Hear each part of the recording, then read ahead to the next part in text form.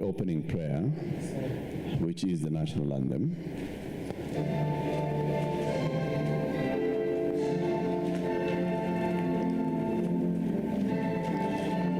Have you guys agreed with Njeri how you're cueing each other? At what point she starts when you start? You've agreed? Okay, at the very end, tumemaliza hiyo. Then, so here I'm going now to do the program overview. It's like the proper welcome now to the event. What do we have on screen? Also known as abandoned on account of my being a second.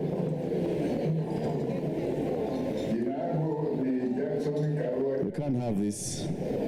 We can't have people talking heads when you have someone else talking on the stage. Because that is distracting. That is taking people's attention. People are trying to figure out who's that who's talking and what are we saying here. So you'll be mixing up people. You need to have something that is static.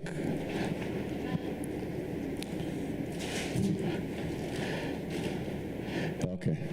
I'm a bit hesitant to show the cover of the book before we unveil it, because we are here to launch the book. So if we show this, and this is what we're going to be launching, we are preempting the launch. So this is my book. Again, We need something else. we cannot be a country without values. We'll be heading. So I'll talk about what the program is all about, that we're going to have 2 panels. And do you have a static photo of Martha on screen? 1. Or do we have, we're live streaming, right? Why not live stream what's on stage on the screen? Not connected. Yeah.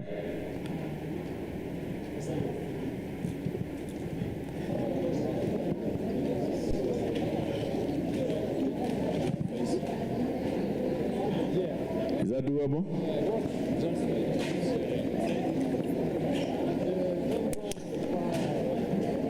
So what's going out onto the stream is what is streaming on the screen anyway, right? Possible.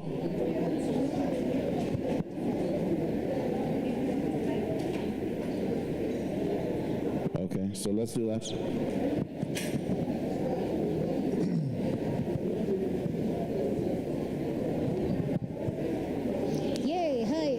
So we'll do housekeeping. Let's say we have 2 panels. And the first panel discussion will be about early life of Martha Karua, and then the second one will be looking at her career and her leadership journey. And we'll have a keynote address.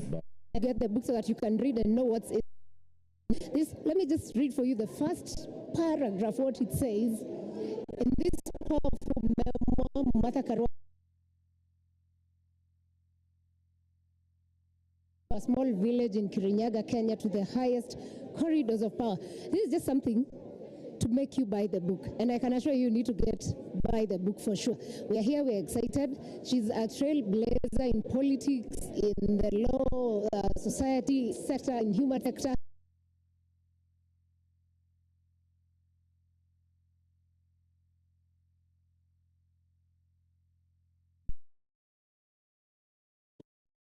Some people who are here, so that you understand what we're saying when we say she's a powerhouse and why everyone else is here and what they expect to hear from her from the book. Stay on Alpha House. Hi, how are you? Can we talk to you? No, I'm so undercover.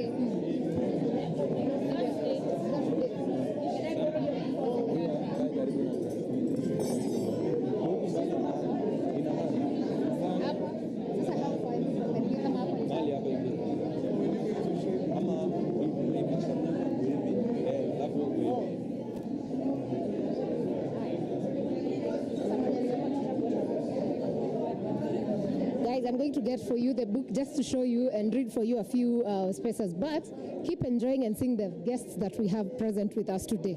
Also, if you're here and you're on Alpha House and you're within the space, you can come and take photos here. This is where everyone is taking their arrival photos and just happiness and excitement for this big day for Mother Karua.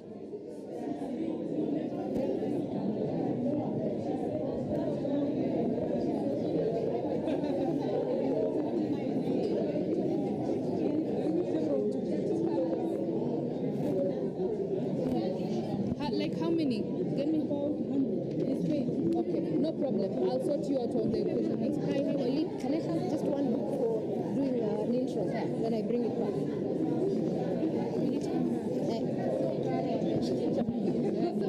If I did not...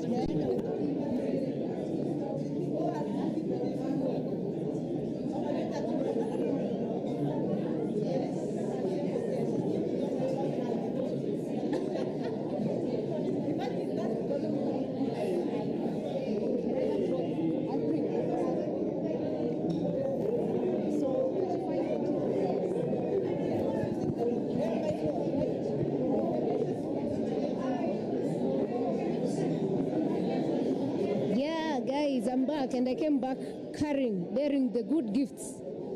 Here is the book. This is the book you need. There's a hard copy for those who want the hard copy, and there's this other one which is usually the loose, not the hard copy cover.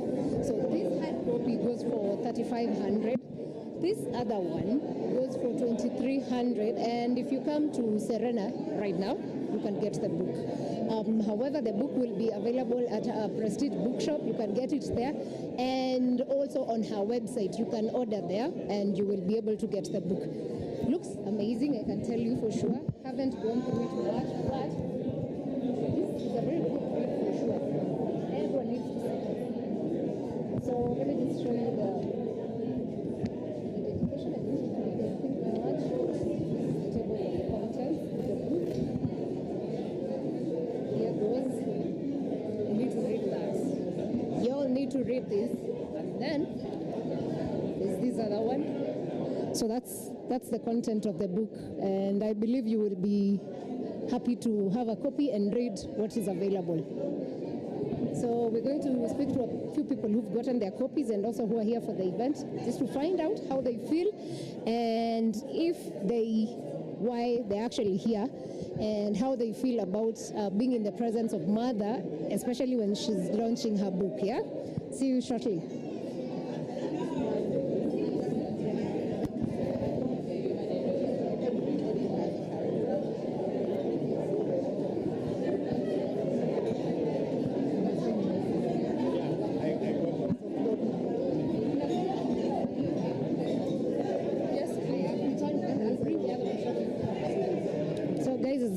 This is where people are buying their books. If you need to get one and you're attending the event, there's a table when you walk in, and you can see people are so excited to have the books. Make sure you get a copy for yourself. You will love it. You will, for sure. This is a trailblazer in the industry, and you cannot afford not to get her book, yeah? Please be here. There's so many people walking in. We'll be speaking to them, and everyone looks excited. And we're also very excited to be on board and to walk together with this journey and to be among the first people to get a copy of this book, yeah? Guys, you need to get this book. Let me talk to a few people and see. We'll talk to you for a second about Martha and how you know her. Yeah. You can introduce yourself to us, to the people watching, and tell them why you're here. Now, my name is Anne Derito. I'm the Registrar of Political Parties in Kenya.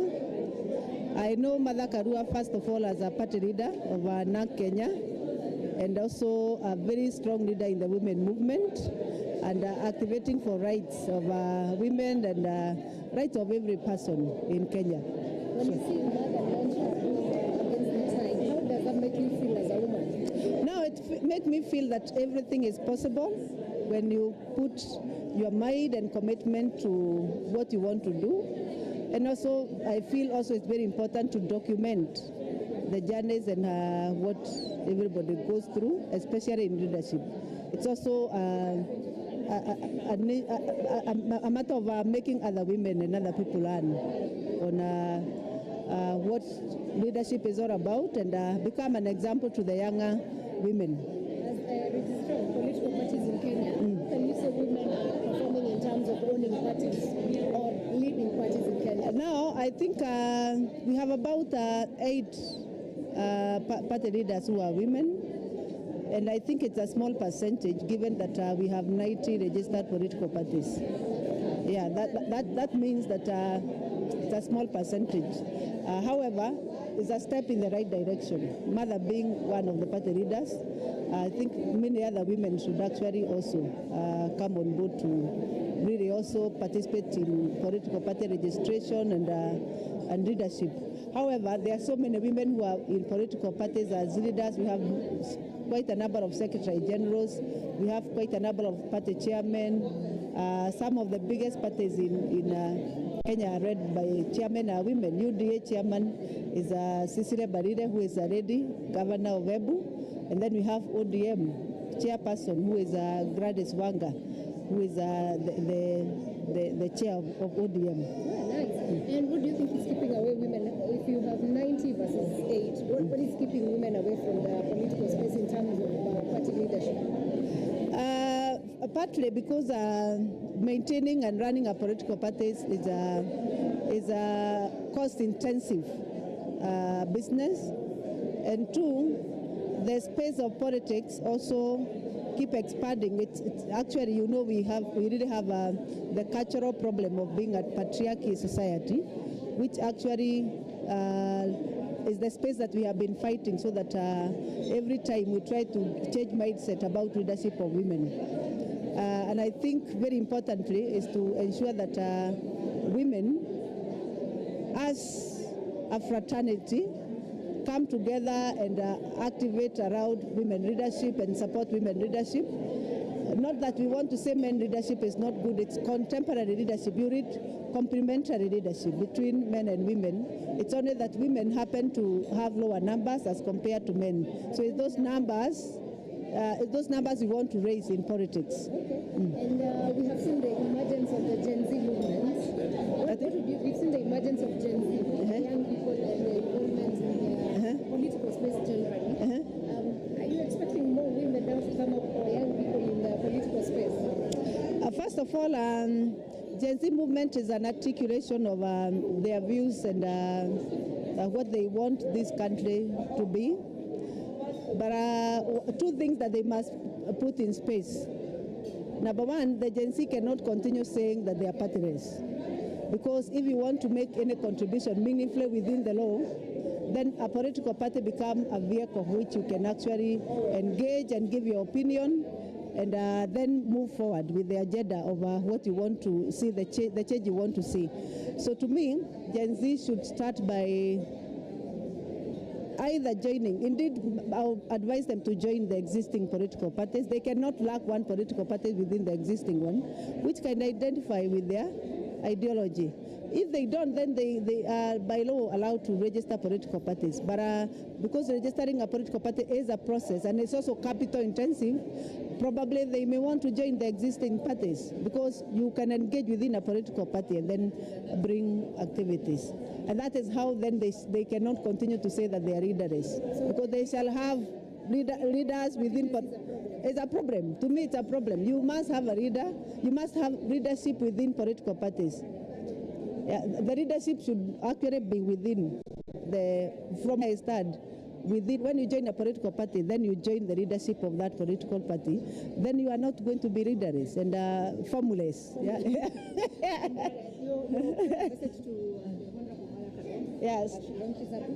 Now, it's to say that we shall read the book, we shall get the lessons, and know that we are looking for her to lead a strong political party, to strengthen the political party that she leads. Do you think Kenya is ready for a woman president? Kenya has always been ready for any leader in this country, provided you mobilize and then you tell Kenyans what you want to bring to the table. So not women leadership, but all leaders who actually are willing to mobilize and tell us what they want to bring to the table. Do you think we can have a woman president in Kenya? Yes, a leader is, the issue of being a leader does not start with gender. It starts with the ideas, the opinion, and everything. So it is possible. Thank you. Speaking to us. Asante. Wow, that's the registrar of political parties in Kenya. And for the young people, as she has said, there's no two way about it. We have to register parties, or we have to join parties that are active if we expect to achieve much and to push for the change that we want. Thank you very much. Stay online. We will keep talking to more people. Yeah, 1 second. Hi, how are you? Hi, how are Do you? you want to speak to us? Because we want to speak to you. What am I supposed to say? No, we just want to know about leadership in Kenya and the launch of Martha's book, how you Yeah. feel about it. So you start introducing Oh, yourself. as I have coffee. Yeah.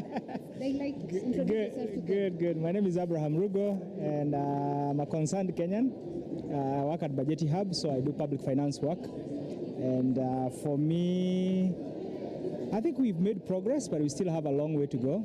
And I think today is an inspiration of just what selfless leadership can mean when people choose to do the right thing against the tide. Against the tide. Yes. And Kenya at the moment is at we are at a crossroads, so Yes, to say. yes. What do you think is the problem with our leadership?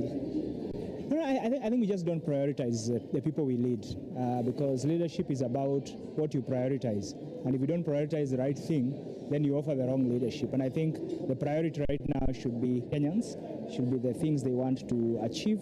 And therefore, I don't get a sense that there is prioritization of Kenyans and their needs. The youth in Kenya, especially the Gen Z, they seem so angry every day online. Yes. Do you think they will manage to achieve whatever it is they are fighting for? Yes. Leadership? No, they will. They will, but they will only do it if they themselves become the leaders they are looking for.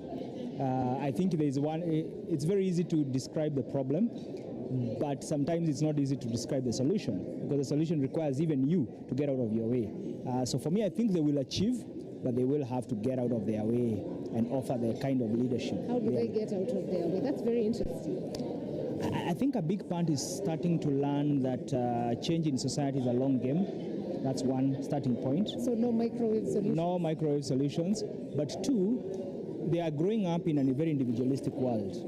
But I think appreciating that we are all interconnected.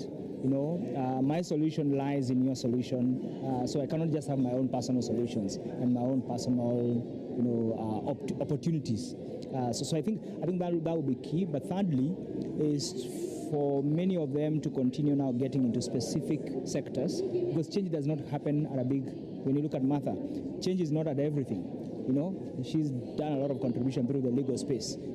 So you have to choose your area: agriculture, business, economics, whatever it is, and then go deep and make a change right there. Yeah. Your message to the Honorable Karua as she launches her book. Again, we have to remind you, we're here for this event. Yes. I think for me is that she needs to continue to be an inspiration.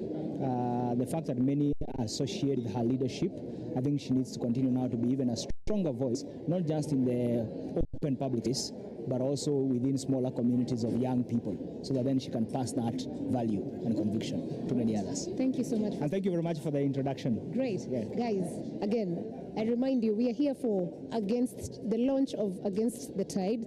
That's a book by the Iron Lady herself, Mother Karua. And guys are buying the book. You can get, this book is available. It's retailing at 3,500. There's the soft cover one that goes for 2,300, not dollars, Kenya shillings. You can get it from here. And let's keep speaking to more people and just find out how people feel about this whole event.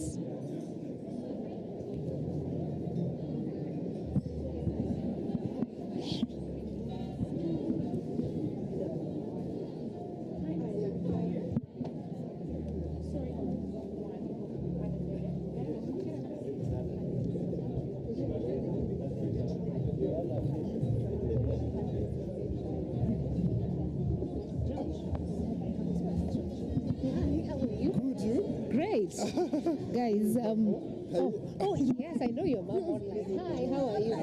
And I actually want to speak to you and your mom. Yes, yes. I think I Come start there. first. Oh, yeah, you can start. We'll also have we'll take a picture. So I'll start with an interview and then you follow. So guys, this is George. We actually worked together. George is a journalist like me. We worked together. How are you? I'm good, you? Long time. Long time indeed. Good to see you. And you too. And I know you and Martha have come a long way. Yes. Yeah. Yes. So introduce yourself to our viewers. My name is George Maringa. I am a journalist. And of course, this is a momentous occasion to be here to celebrate Against the Tide by Senior Counsel Martha Karua. Yes. Yes. And one thing that people should know about you and Senior Counsel is that? One thing that they should know is that they will know shortly. They will know shortly. He's family. He's family. He's just being nice. So, George, what do you think about? Have you read the book first? Yes, I have read snippets of it. Of course, we've attended the sessions, a few sessions here and there, and we've also got an interview on TV 47 tonight. Guys can check it out, where she debunked the book for us, spoke about what drove her to write this book, her passion, and what she stands for. And of course, Kenyans know her for so many things. That's true. Absolutely. So a lot is in this book, especially people do not know much of her personal life. They'll be able to read and to be able to see. Okay. Yes. In terms of leadership, how can you describe the leadership of Mother? She's been an MP for Chugu. She's a party leader. Yes. We've seen her run for president, at the top level. How can you describe her leadership? At this point, at the risk of... you have to be... No, it's okay. It's what you feel. It's what I feel. Yeah? Of course, I mean, she's phenomenal. We all know her as Kenya. She's driven several agendas before. She stands for so many things. And one of the things that I will tell you from a personal perspective is that what you see is what you get. What you see. Actually, that is true. Yes. Have you interviewed her? I have been in places where she's being interviewed, and I know what you get. That's why I laugh. Yeah. So, what's the most interesting thing you found on this book? Allow me to pass on that one. Okay. And then you'll be able to, for obvious reasons. Okay, I understand. What do you expect of today's launch? From today's launch is it's a conversation, especially an empowerment, not only for the young, for the women, but also for the country, really, and for people to get to know who Martha Karua is. She is a grandmother, she is a mother, she is an auntie, she is a relative to many, she's a friend, yes, a party leader. Yes. She has been a presidential candidate, former running mate. Yes. So a lot is former minister, who has positions. So she's been a former peer as well. Yes. So this is her in writing. This is her story, a journey on a less trodden path. Against the Tide. What do you think about the title? It was a good title. It was a good title. It was a good title. Because I mean, of course, we know what she stands for all the time. You can see how politics has gone over time, and she's always maintained a stand. On controversial issues, she's maintained a certain stand. Great. Good to talk to you, George. It was amazing. Good to see you, man. Good job you're doing also. We'll keep talking to other people, guys. Again, I remind you, if you're not here, you need to get the book. Get the book to get the story of Martha, to get her vision, because she has a vision for this country, and she's pushing to get Kenya to, and chances are, maybe she will be running for president, maybe. If she's running, you need also to read so that you get more about this book, yeah? Let's keep talking to more people.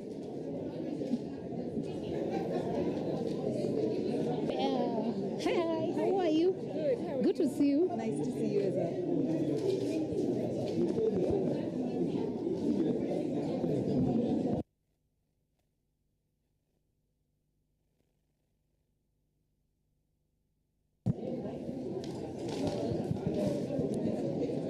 So guys are still buying books. If you want a copy, you can pre-order. You can check on Mother's website.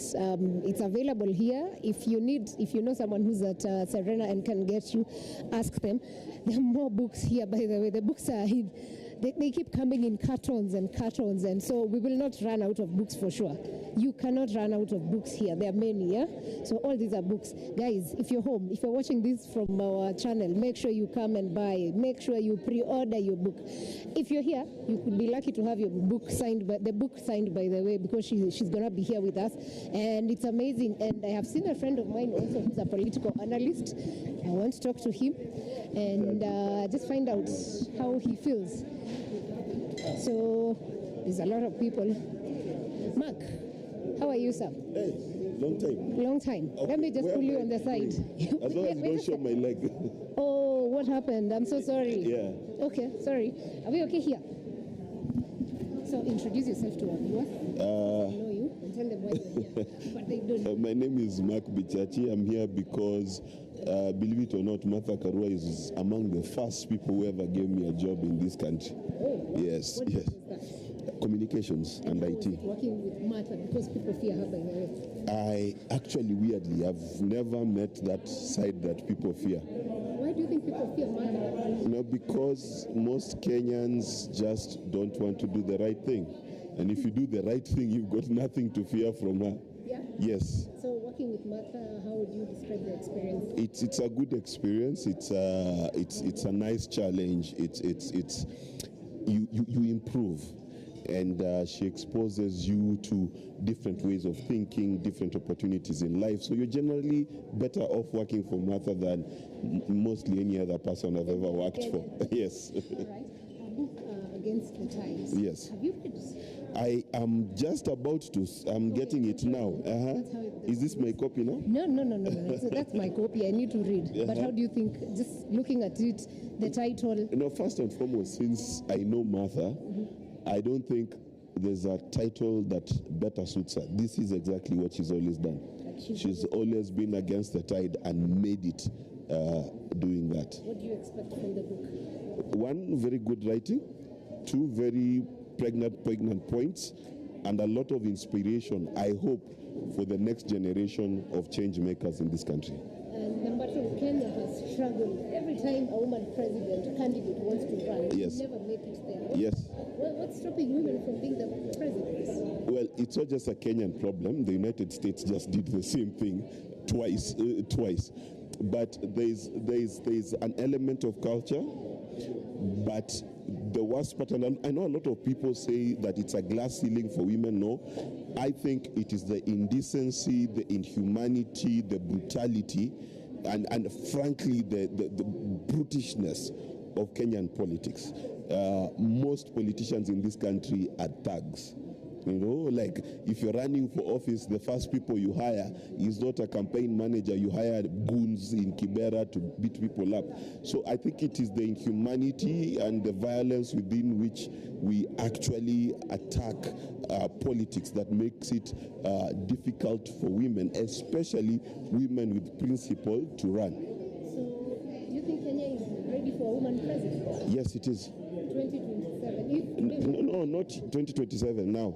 Oh, now, yeah, now. Yes, yes. But our constitution, as it is, we know that a lot. In fact, it is quite possible if we removed the element of corrupt money in our politics, if we removed the element of thuggishness in our politics, there are a lot more women with a better record, with better experience of running institutions that are available than there are men today. Men are thugs. Yes, especially in politics. In politics. Yeah. And something else, the Gen Z movement Yes. has been fighting for change and just better governance. Yes. Do you think they are ready or they will achieve what they've been fighting for, looking at the political temperatures in Kenya? Gen Z will be ready to make a change when they stop being an uprising and they become a movement.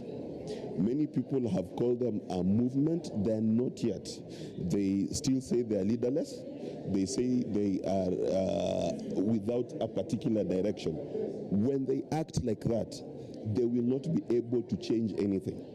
For you to be able to change anything, you need to be an organized move towards somewhere. And I think if they do that, they're the hope of this country. How would they manage to do that? How do they need to go about it so that they have maybe a party or a leader, or how do they get involved? The core is not a party. The core is ideology. What do they believe in? It's not enough to say, we don't want so and so. What do you want? How do you want to say you don't want corruption? Are you going to say you want better leadership? You want accountability? Then how do you want those things to happen? Is it constitutional change? Is it by strengthening certain public participation? What is it that you particularly want changed so that what you desire happens? You cannot say you want good food and then the only thing you want to do is fire the chef. You still not eat. Okay. Yeah. Final message to your mother as she launches her book. Congratulations once again. Always proud of you. Always inspiring me. And I am so glad to be here. And congratulations again, Madam President. Wow. Message from Mark. No. I know the name. I was looking for the title. I don't know if he's still a political analyst or but I saw he graduated the other day. So congratulations, by the way. Yeah. So, all right, we'll talk, guys. That has been Mark Bichachi, and again, everyone is excited about the launch of Mother's book, and we're all happy to be here. By the way. This is the Alpha House YouTube channel. You need to join us because we will stream this event from beginning to end. We will have more stories. By the way, we have interviews with Mother's family, her dad, her mom, her friends, her sisters, and you need to ensure you keep it on this channel because that's where, when the event begins, we will be playing those clips. So don't miss out. Do enjoy. Meanwhile, show them where guys can buy the books.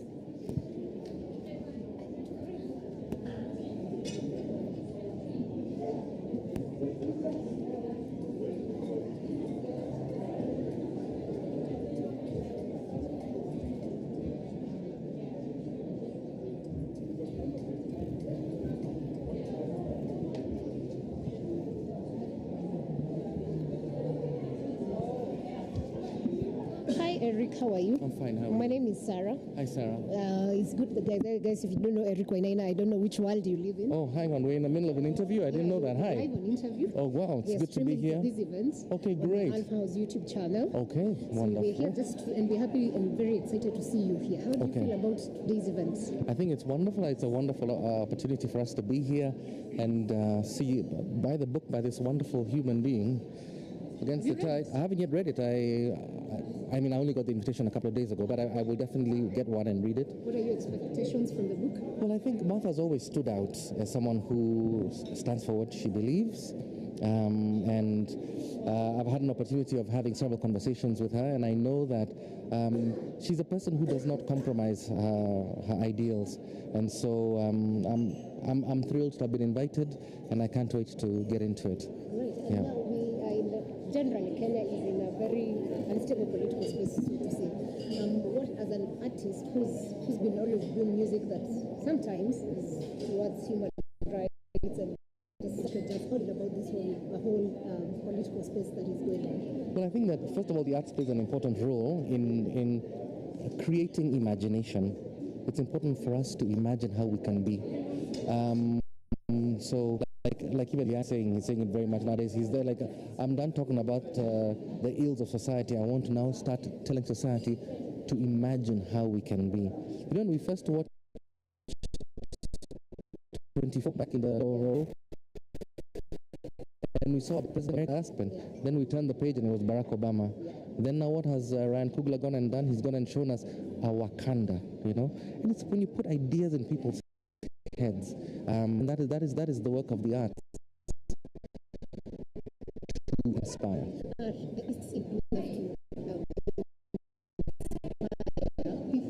think we are even just right now who are coming out.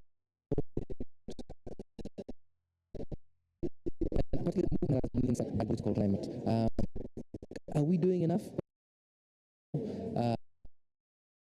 Important about this time, how many people who in the past might not chance to have a voice, they have to go through gatekeep on radio. Now just pick up your phone, you TikTok or Instagram, so I think a lot is being done not only by the artistic community but also by people who'd never imagined themselves to be artists. And a voice that has been silent but suddenly has maybe woken up is the church. We've seen it in this 1 week, a lot has gone on. Do you think the church is ready for that change or to get the message to the people of what it can be? I think the church I'm glad you said it. So, first of all, we can't talk about the church as one body because there's so many different parts of it that have got different ideas about how to do things. But the church has to take leadership, or any religious bodies have to take leadership in this particular area, and not only benefit from the largesse of the political class, but be there like we are good, because we're billions of millions every single week or every day, you know, responsibility. And a lot of times, I mean, as young musicians, we grew up and told,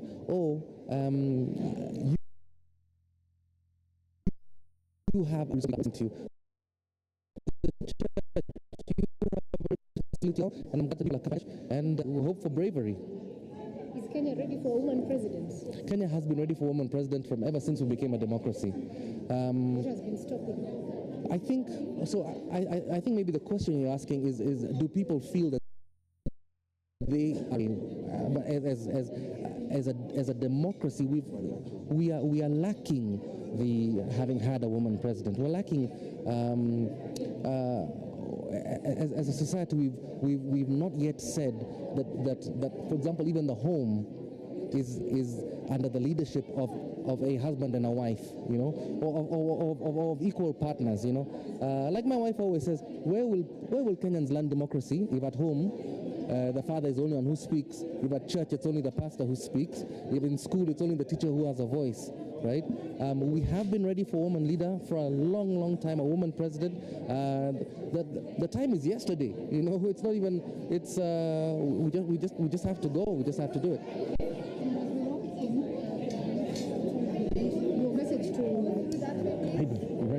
Your message to Martha as she launches her book. You're an inspiration, Martha. Keep doing what you're doing. We love you dearly. Thank you. Good to see you, Eric. Good to see you. All the best. Thank you, guys. Stay online. Don't leave. Keep watching our YouTube channel, The Alpha House, and we will keep streaming and talking to more people just to hear their thoughts about this whole launch and what it is to have Martha with us.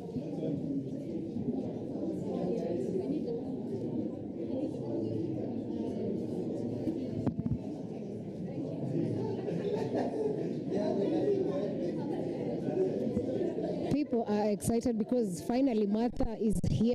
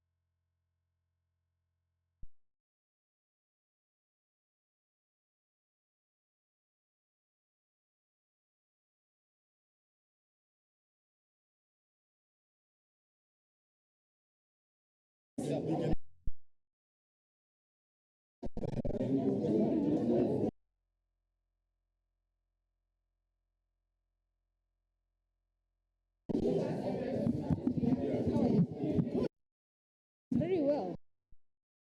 My name is Sarah, and we are streaming the event, and we want to talk to you. Just a minute of how you feel the event, nothing external, about the launch of the book. About the launch? Yes. I think this is a great moment for a great lady, Honorable Martha Karua. She has charted the path in very many ways.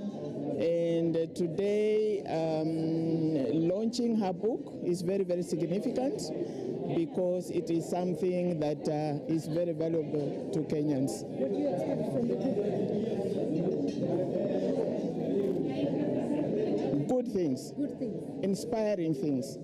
Yes. Do you feel women are ready now to support a woman president? Not even to support because we support, but to give a woman the presidency seat? They should. They should. They should. And they should have done it even last time. What's your final message to Martha? Keep going. Keep going, my sister. Keep going. The young women of Kenya? Keep aspiring, because you can get there. We can get there. We can get there. Thank you very much for Thank speaking you. to us. Thank you. All right, enjoy. I wanted to buy a book. Here. Oh, sorry.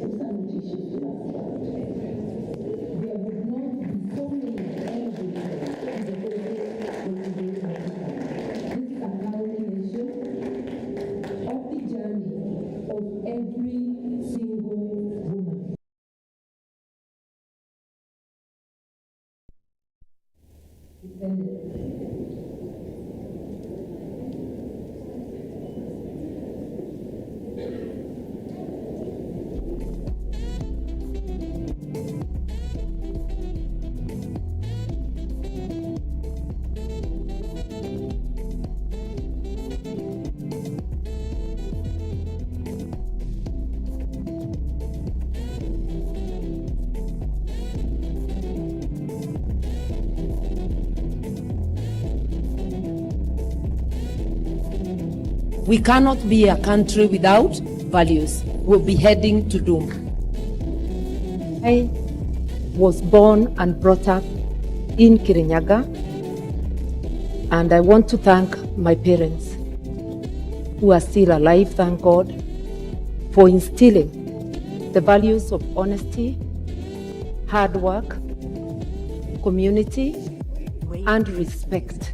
Values that hold good. Ladies and gentlemen, good afternoon. I like a good laugh. Just Can I have your attention?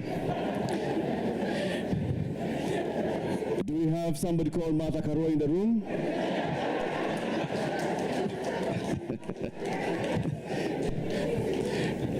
When somebody spots Martha Karua, please tell her there's a seat for her at the front. Thank you very much. Good afternoon, everybody. Well, do we have a full house or what?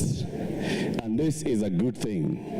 So, we are here today because we are coming to join somebody in swimming and walking and running and doing everything against the tide. Now, it's going to be a very interesting conversation this afternoon, but we cannot begin without the word of prayer. And allow me to please welcome on stage Kathy Njeri to come and lead us in prayer, and she'll tell us how this prayer is going to be conducted. Kathy does very many things, including being a fashion stylist, being a makeup artist, and she sings. She also prays. Kathy, the prayer. Tell us. Thank you. Good evening, everyone. Please let's be upstanding.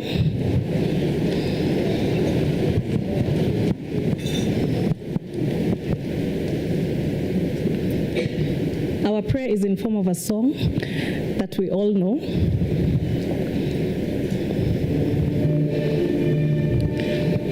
Nguvu zetu ilete baraka kwetu, haki wengao na mlinzi, na tukae na undugu, amani na uhuru, raha tupate na ustawi.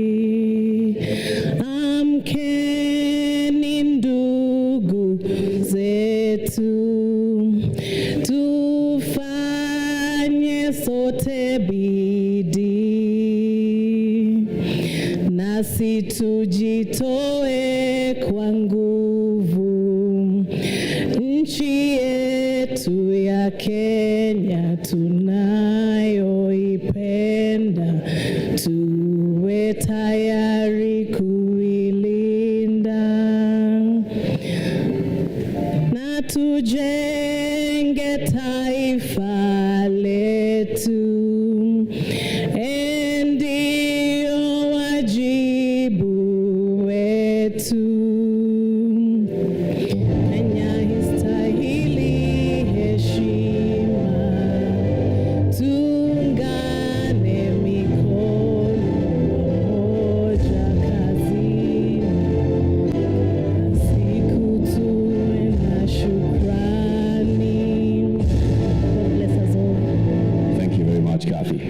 all be seated just for a moment, because now we are going to welcome one another into this hall. Good afternoon. My name is Eric Latif. I speak for a living, and what I'm doing now is just part of life.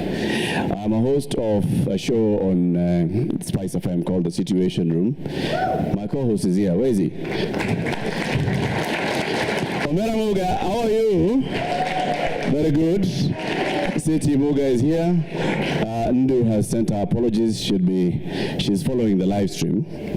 And I'd like us to welcome one another here to this conversation tonight. And what I'd like you to do is turn around when you are standing, stand up, turn around, walk to at least several people, and say "against the tide" 3 times. Okay? So stand up, go shake hands. Against the tide 1, against the tide 2, against the tide 3.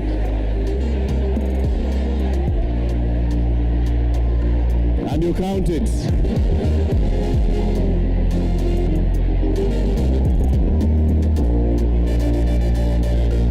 Yeah.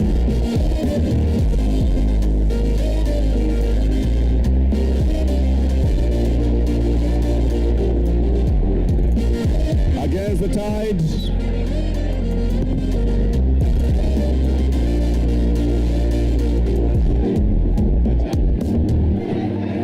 Against the tide.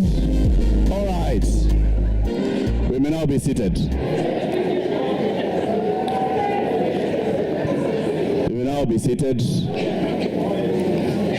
Asante sana. We are saying against?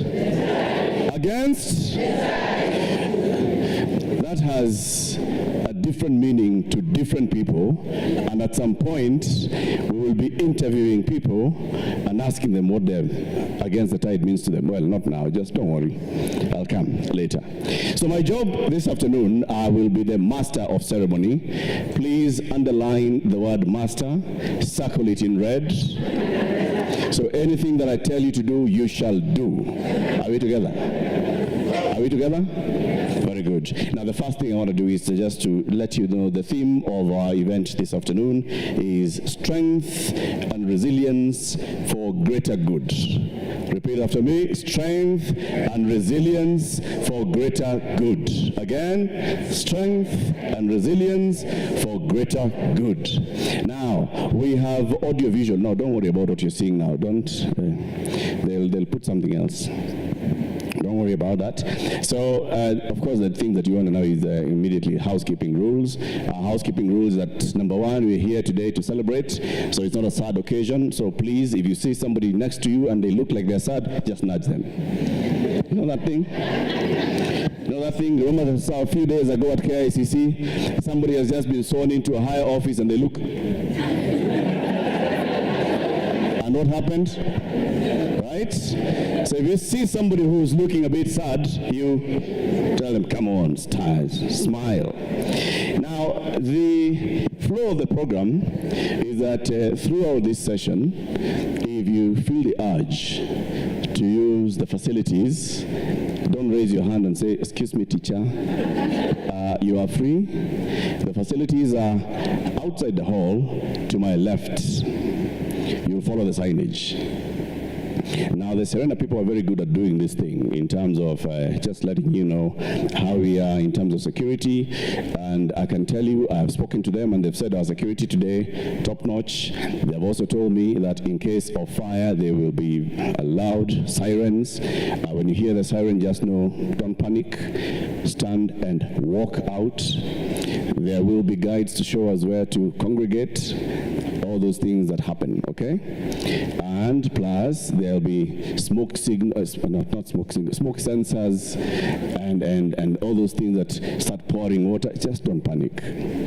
But none of that is about to happen today. The program flows this way. We are going to have several conversations. One of the conversations is looking at Martha Karua's journey from her early days.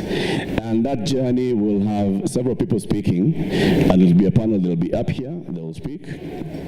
There'll be a second conversation, which will be Martha Karua in the days after school, from university into career, into politics, into leadership, into the future, because she still has a lot of passion about the future. And then we are going to hear from Martha Karua herself about why she's written the book. I mean, people write books for different reasons. I want to write a book so that I can make money. I want to write a book so I can make money and also inspire others. I want to write a book, I don't care about the money, I want to inspire others. So she'll tell us why she written the book. And if it's not about the money, why is she selling the book? Right? And she'll also tell us how we can get the book. Thereafter, we're going to have a keynote address. And the keynote address this afternoon is going to be issued by Chief Justice Emeritus. Why don't they call you prof and yet you're a prof? They don't know, right? Professor Willie Mutunga will be giving the keynote address this afternoon. And then thereafter, we are going to have dance and song. And the Geshogo people, please, let's see for your hand. Geshogo people, yes. So all the Geshogo people in the house are going to close the ceremony for us today with a dance. Are we together? Very good. So now let's begin. Our first order in the program is to understand Martha Karua. Martha Karua, who is she? Where did she come from? Many of us have just seen her in the national limelight, but we also forget, many will forget that she started somewhere. So watch the video on the screen. It will play. As I step out of the screen, watch it intently. I'm Martha Karua. I'm also known as Kathande 2 on account of my being a second born in our family. Jina yangu ni Jackson Karua Jarobio. Josephine ni bibi yangu. Tulianza safari yetu tungali vijana. Josephine Karua au Josephine Wanjiru Karua. Kwa kweli mimi ni mama ya Martha. Hata nimempatia jina la Martha kama mama yangu. My name is Josephine Karua. Martha is my older sister. In our family, we introduce ourselves by the positions we are in the family. I'm Martha Karua. I'm also known as Kathande 2. The person who's stepping on the, please, just check whether you are stepping on a cable. Check. Can you identify who's stepping on the, kuna mtu anakanyanga wire. Na hatutaki hiyo. The video will play. But first, let's bring our first panel discussion as we sort out the technical issues. So our panel conversations this afternoon are going to be moderated by somebody who is very good at this. She is a storyteller. She is very, very active in the digital space. She runs podcasts and does a lot of conversations online and speaks to people all the time. She is going to come and introduce her panelists to us, okay? Please put your hands together. And I did not say clap, eh? Put your hands together. Are the hands together? Put your hands together. And how we're going to clap is you follow my cue, okay? Moja mbili tatu twende. Very good. Our panel moderator is Nadia Kawakula. Welcome, Nadia. Yeah, you can do that. Go on. Welcome, Nadia.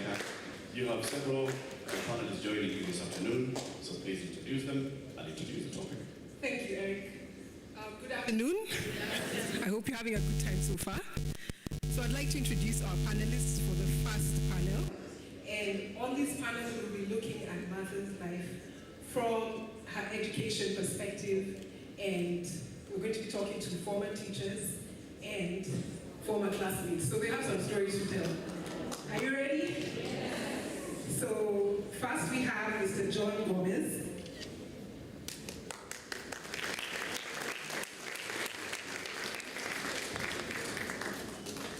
Mr. John Gomez was her headmaster at Kiburia Girls in Kirinyaga.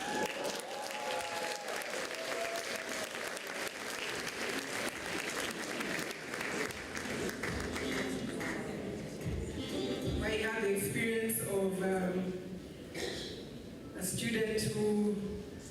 not want to bend.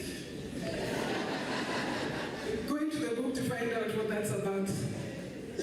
And then we have Professor Winnie Mitula.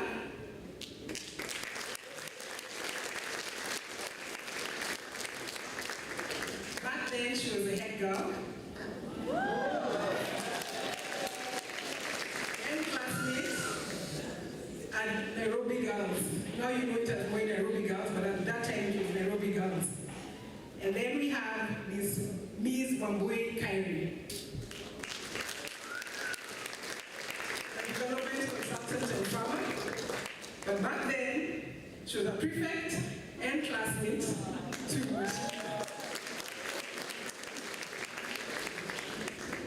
So welcome.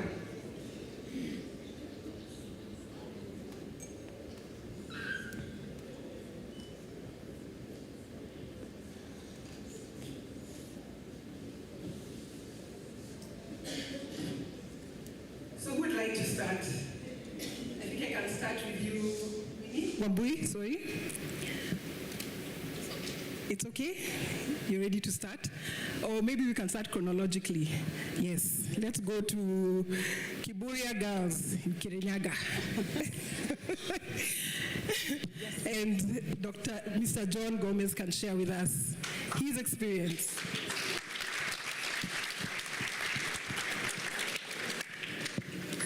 You can just sit. Yeah? Thank you. All right. Ladies and gentlemen, I am a lay missionary for the Diocese of Nairobi and Nyeri for the last 31 years.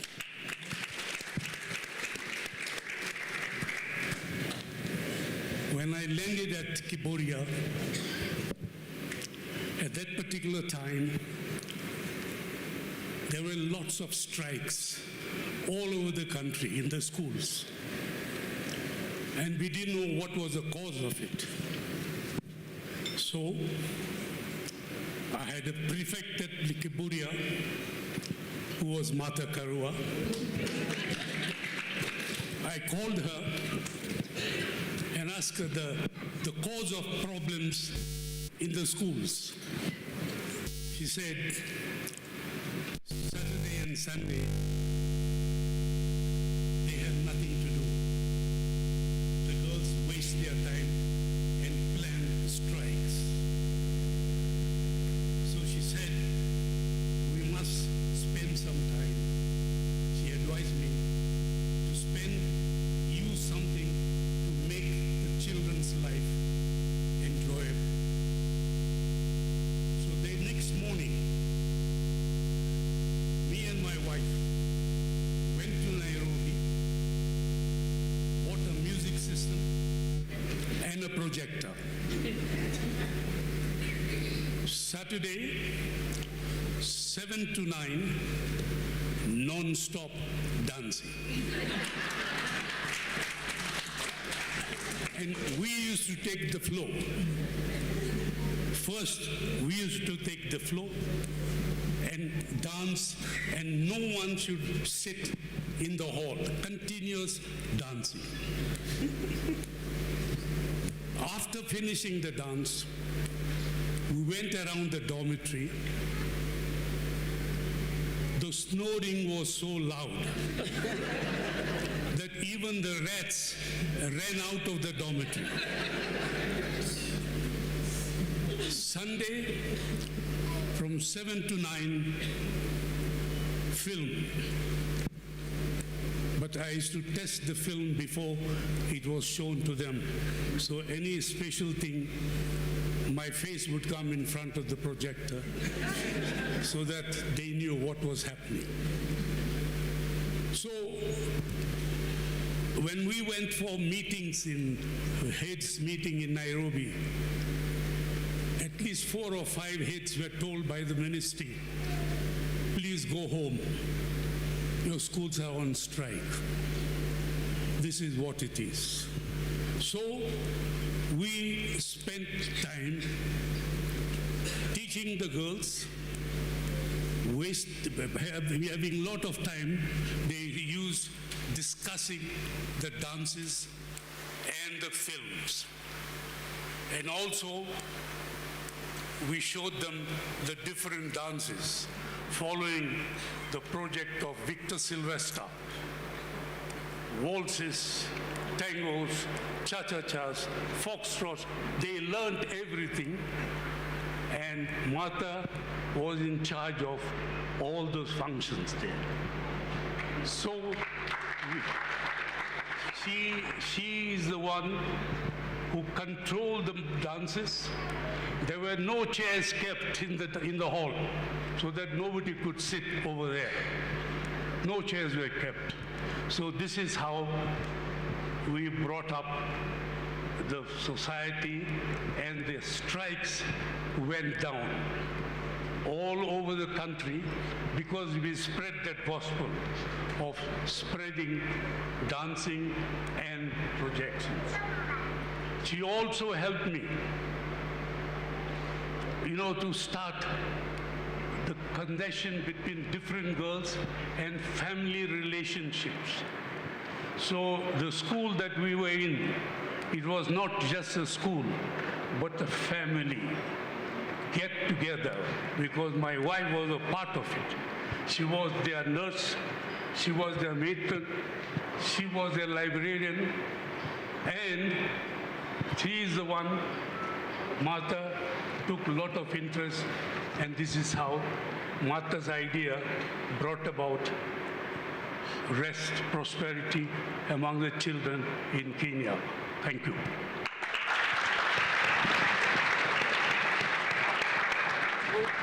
Thank you so much, Mr. John Gomez, for sharing that. As you can see, the leadership qualities were there. And at that time, probably Ministry of Dance was her title. And we'd like to go next to you, Professor Winnie Mitula. What was your experience at Nairobi Girls? Thank you. My experience is a lot, but I'll share only a few. We were very tough-headed girls, very, very difficult girls in school. But I was a head girl. But I was equally not a very good girl in terms of, school likes you to say yes all the time. And, in our system, we are trained not to say you don't know, not to question. And some of us had come from homes, I guess Martha could have been like me as well. My parents taught me to look at people in their eyes, to question and to confront them. And this in school those days was seen to be very, like you shouldn't do it. So when we were in school, it was difficult. And one thing I know is that when I was a head girl, Martha, Jen Matoke, there were a number of girls who used to advise me as well as a head girl. So he is a tough head girl, but she has some advisors. So we had to go through very difficult things. And one difficult one was smoking. Because a lot of girls used to smoke, not that they were smokers. Is that trial you do as a young person? You know it. I did it. I smoked as well. So the smokers were there. Yeah, so there were these smokers, and then they're young, and we are in high school, and they're in Form 2. So they would hide behind the tennis court and the rest. So we would consult with Martha and say, now, this little girl is going to be sent home. What do we do? No, we must convince Mrs. Mwaniki. They shouldn't be sent for smoking. We can talk to them. So there was always that feeling of you speak out, and you are also helping your other young girls. So Martha was all the time that sprouting out, the kind that will be looked for if something happened, because where is she? Very confident, self-driven, and the way I saw the self-driven Martha in school going against the tides doesn't shock me, because she was self-driven, she was resilient, and those days this concept of resilience was not there. It wasn't so much. It came more to be dramatized by, through climate change and all this. But Martha was resilient. If she wanted to do something, she did it. And also very open, and had many, many, many friends when we were in high school. I know if you read the book, you will see something that happened on page 43 there, about one time we took a collective responsibility, an impossible collective responsibility, because we booed the teacher. You remember, we booed the teacher, and the teacher just said, no, I will never teach you again. Went, reported us, and in the booing there was also a whistle. somebody whistled. So what was picked up was the whistle. So they wanted the one who whistled to be declared. And we said, but how does one get sent home that they whistled? What do you tell your dad? No, this can't happen. Nobody will be victimized. And we fought that through negotiation for days and days. We succeeded. Probably we were punished, but we succeeded. So what I see today of Martha, especially when Martha became the politician, I was saying, Martha now is in the right place. But let's see. And I was very happy, 20 years.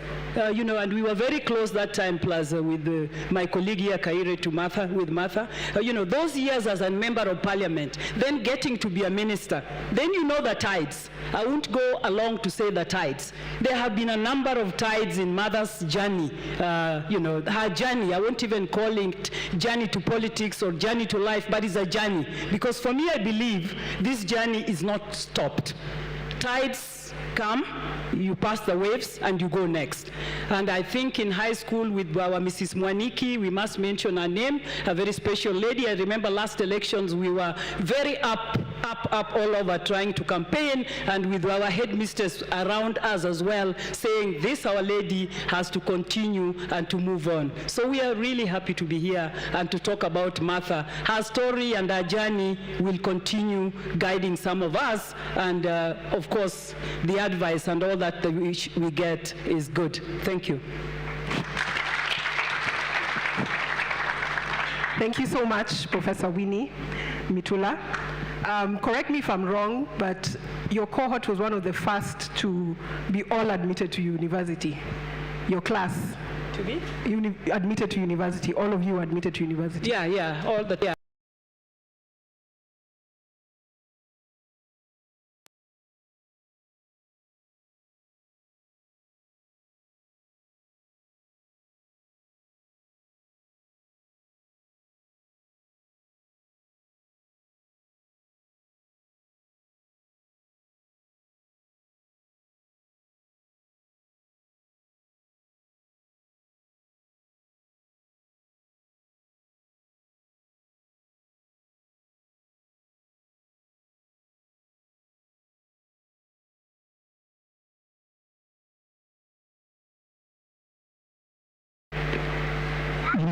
What could happen to this fiery girl of mine who has joined politics and she's silencing everybody. You as her old friend, between you and me, could you please talk to her and tell her to tone down and take care of what she says and where she goes, because I think she's doing it, she's too much. Tell her to tone down, and don't tell her I have told you to say so. So all along, I promised Mr. Karua that I will do the best I can. Of course, I never toned her down. I put fuel. I put more fuel so she could even go faster and higher. But what I remember is that Mr. Karua also told me that when he brought Martha to Form 5 in Nairobi Girls, escorted her from home to the school, he also confided in the headmistress because he was worried. She has been to several schools in the past. And is she going to do these 2 years in this school? So he confided in the headmistress and told her, I want to tell you who my daughter is, and thank you first of all for taking her, because I didn't think anybody will take her into any school after what she has been in the past. And I only came to learn that from our former headmistress, Mrs. Mwaniki, just a few years ago when we were doing campaign for Mother. And she also told us, when Mr. Karua told me this, when he brought this girl to my school, and over the time I was watchful. I saw leadership instead of fiery and reasonable campaign. And for those 2 years, Mrs. Mwaniki was aware that there is a leader. She found that there was a leader here, not a fiery girl who just riots for the sake of rioting. And she only confided to us 2 years ago. But what I would say is that Martha was such a lesson to us in the small things we did in school, and especially the good things. Like Professor has said, Nairobi girls had quite a bunch of girls who had tasted urban life in Eastlands, Nairobi, and they knew a lot, and smokers. You will remember that Nairobi girls is next to Kibera slums. So there were people from the slums who were trying to sneak bang into the school. Mother has been, and I would like to even extend that to the university, because when we left high school, we went to university, and those who went to university, you all know, you know, imbibing alcohol, smoking, and other extremes. But Mother was never an extremist in terms of vices. Let's call them vices. And even though she would join you at Serena used to be our morning, evening special place, because we were just here. And there were no restrictions in Serena. We could changa and buy 2 beers and share at Serena, not in Matthew, at Serena. And Mother was always very moderate. She wouldn't drink much. She never smoked. So she was on our watch. She's the one who would walk us back if we overdid it. So she's been very moderate in terms of, so you could never accuse Mother of, oh, you are behaving like this because you're drunk or you have smoked. She was careful, and that has followed her in life, you know, moderate. But most of all is that she challenged the norms from early. A professor referred to the whistle, and anybody who was in Nairobi Girls then, even the other classes from Form 1, still remember about the whistle. And she whistled, and the teacher was very, very, very mad about it. And so we all had to say who whistled. And we would not say, because this is a leader we respect, how can we say it's her? And finally, when she owned up and said she's the one who whistled, she justified it and in front of all the teachers, and her reasoning was, this is a natural thing that happens. Just like I would cough. So this is natural. How can you punish us for, you know, being natural? A whistle is like a cough. That was the justification. And we could see the teachers actually, you know, for a moment thinking, yeah, actually, it's a natural action.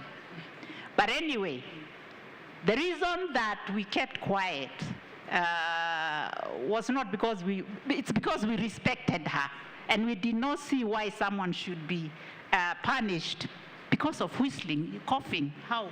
So the teacher actually felt like, yeah, maybe, well, it could have been a natural reaction. But beyond, Mother also knew what she was in school for. Surprising enough, Mother knew she was going to be a lawyer. And she worked hard to be a lawyer. In fact, at one point, she bought a pair of glasses and told us, you know, lawyers usually look like this. They wear glasses, and she bought a pair. She bought a pair of glasses when we were in Form 6 to look like a serious lawyer, and she achieved it.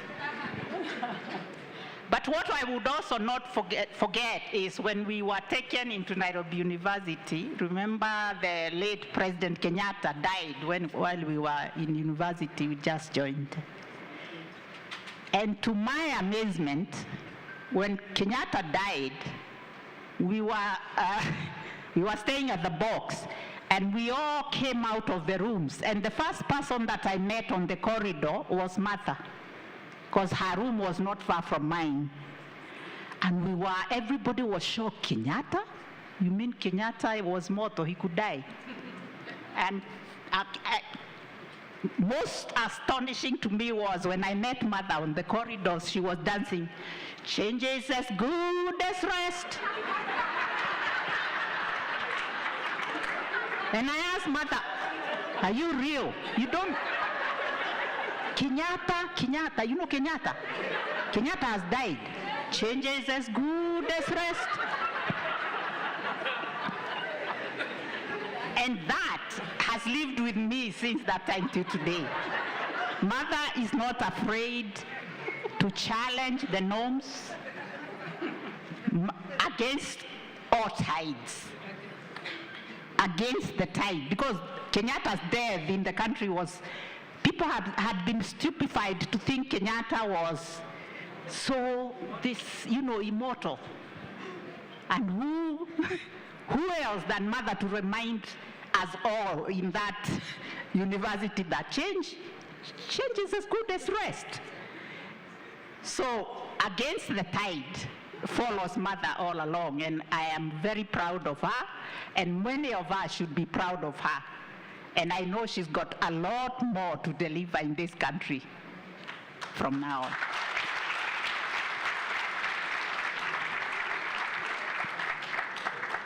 So I'd like to ask Mr. John Gomez, what's your favorite recollection, or what you are a teacher? So you are used to teaching students, but sometimes your students also teach you.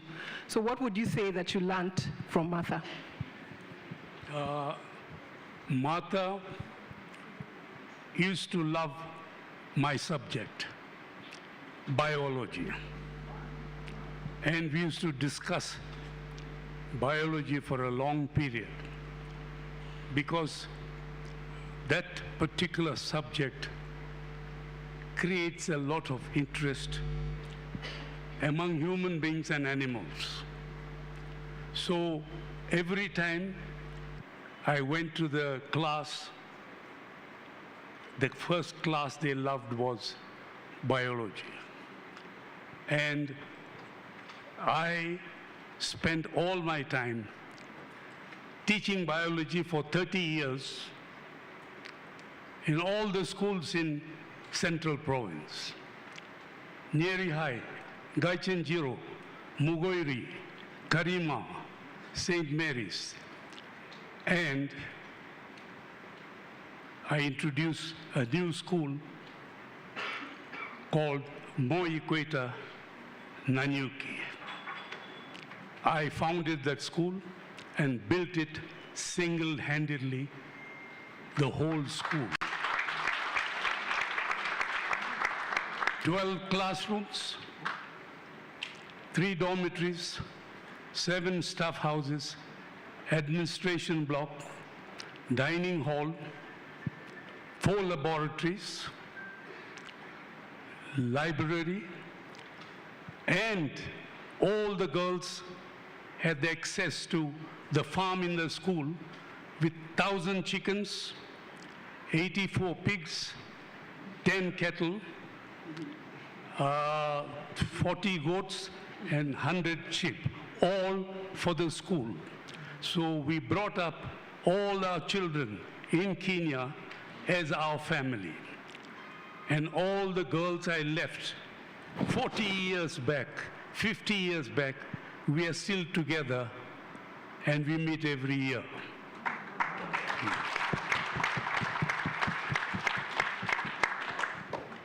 So a question to you, Professor, and Wambui, Ms. Wambui. There was a thread of sisterhood when you were doing your A-levels and also when you were in university. What would you say inspired this between all of you at that time? The sisterhood between you. I would say the sisterhood started when we met, of course, in high school and continued to university. And And for me, one of the reasons why the sisterhood kept going strong is because whatever we used to do in high school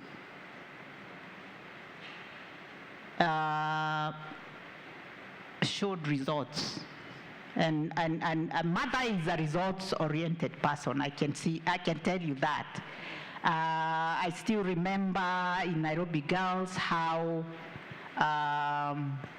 we used to have church services in the school on Sunday. And we felt that it was too claustrophobic, and we wondered, hey, of course, the thinking behind it was we are just the girls. Church is for congregation of many people, not just students. So we initiated Martha, Winnie. We decided that we were going to talk to the headmistress and the administration to allow us to go to church outside the school. And not only that, you remember in high school, we used to be signed out by parents on when we were going out. And these two things were initiated through Martha, Winnie, and our class. And those who are not here, we are representing them. They can say that. We initiated that. We told the headmistress we need to go out, flex muscle, go out to church outside and meet other human beings. And we had to justify that. And Martha, we did justify, and Martha also said, we can sign ourselves out from 5s and 6s. We are older than the from 1s to 4s.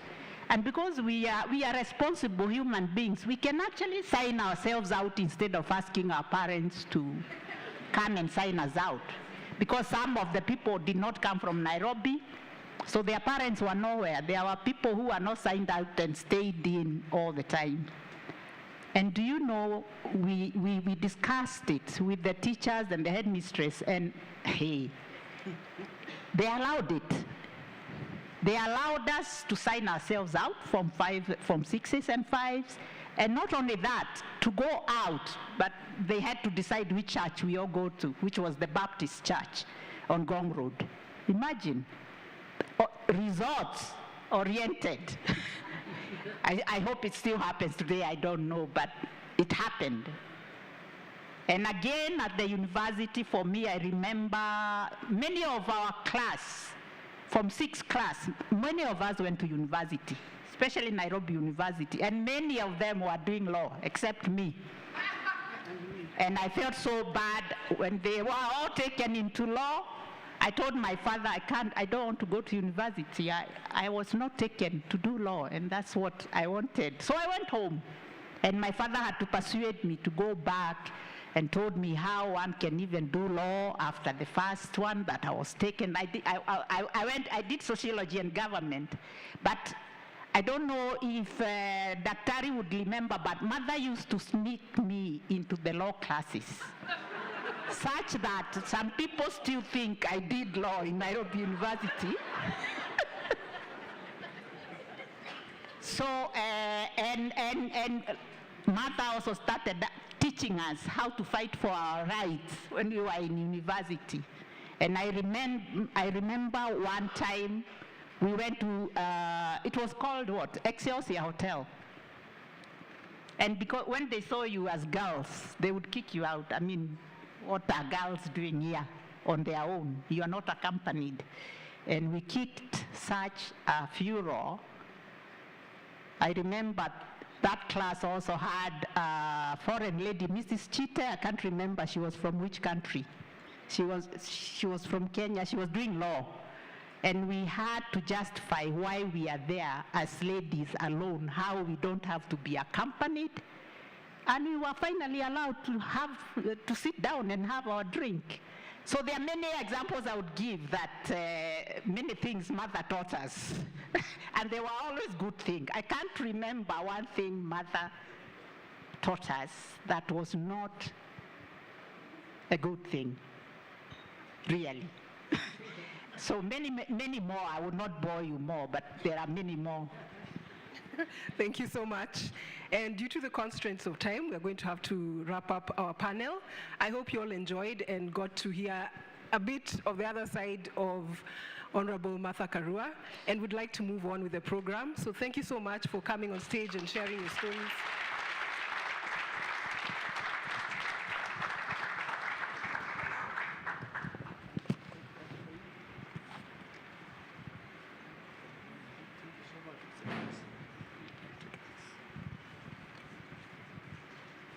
Over to you, Latif.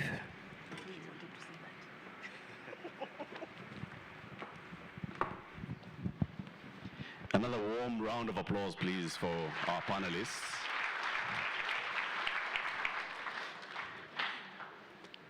Apart from Martha, is there anybody else here who went to Kibura Girls? Anyone else? There are many. Don't be shy. Just raise your hand or stand up. Who else went to, before Moi Girls, Nairobi Girls? Nairobi Girls, there you go, round of applause. Moi Nairobi Girls. Okay, so now, this time our technical guys have told us the technical side is sorted. Please cross your fingers. Musiguza nini? Yeah. Let's watch. I'm Martha Karua. I'm also known as Kathande 2. I'm Martha Karua. I'm also known as Kathande 2 family. On account of my being a second born in our family. Jina langu ni Jackson Karua Jarubio. Tungali vijana. Josephine Karua au Josephine Wanjiru Karua. Kwa kweli mimi ni mama ya Martha. Hata nimempatia jina la Martha kama mama yangu. My name is Jeffrey Nyaga Karua. Martha is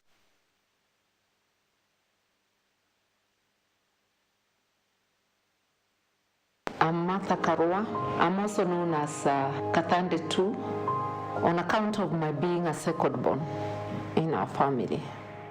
Jina langu ni Jackson Karua Jarubio. Josephine ni bibi yangu. Tulianza safari yetu tungali vijana. Josephine Karua au Josephine Wanjiru Karua. Kwa kweli mimi ni mama ya Martha. Hata nimempatia jina la Martha kama mama yangu. My name is Jeffrey Nyaga Karua. Martha is my elder sister.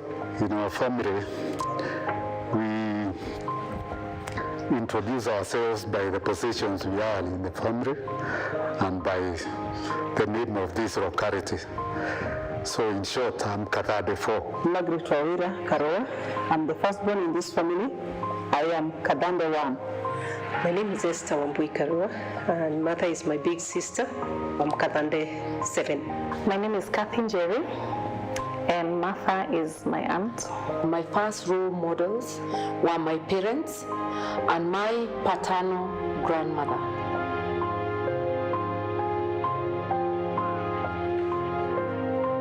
Martha angali mtoto, walikuwa kama watoto wengine, lakini unajua desturi za mtu ni Mungu anapeana. Martha is an extraordinary person. Actually, it's one of a kind. I believe there are not many in the world like her. Alikuwa akicheza, alikuwa akinisaidia, alikuwa akifanya mengi, hata wengine alikuwa akiwacommand sana.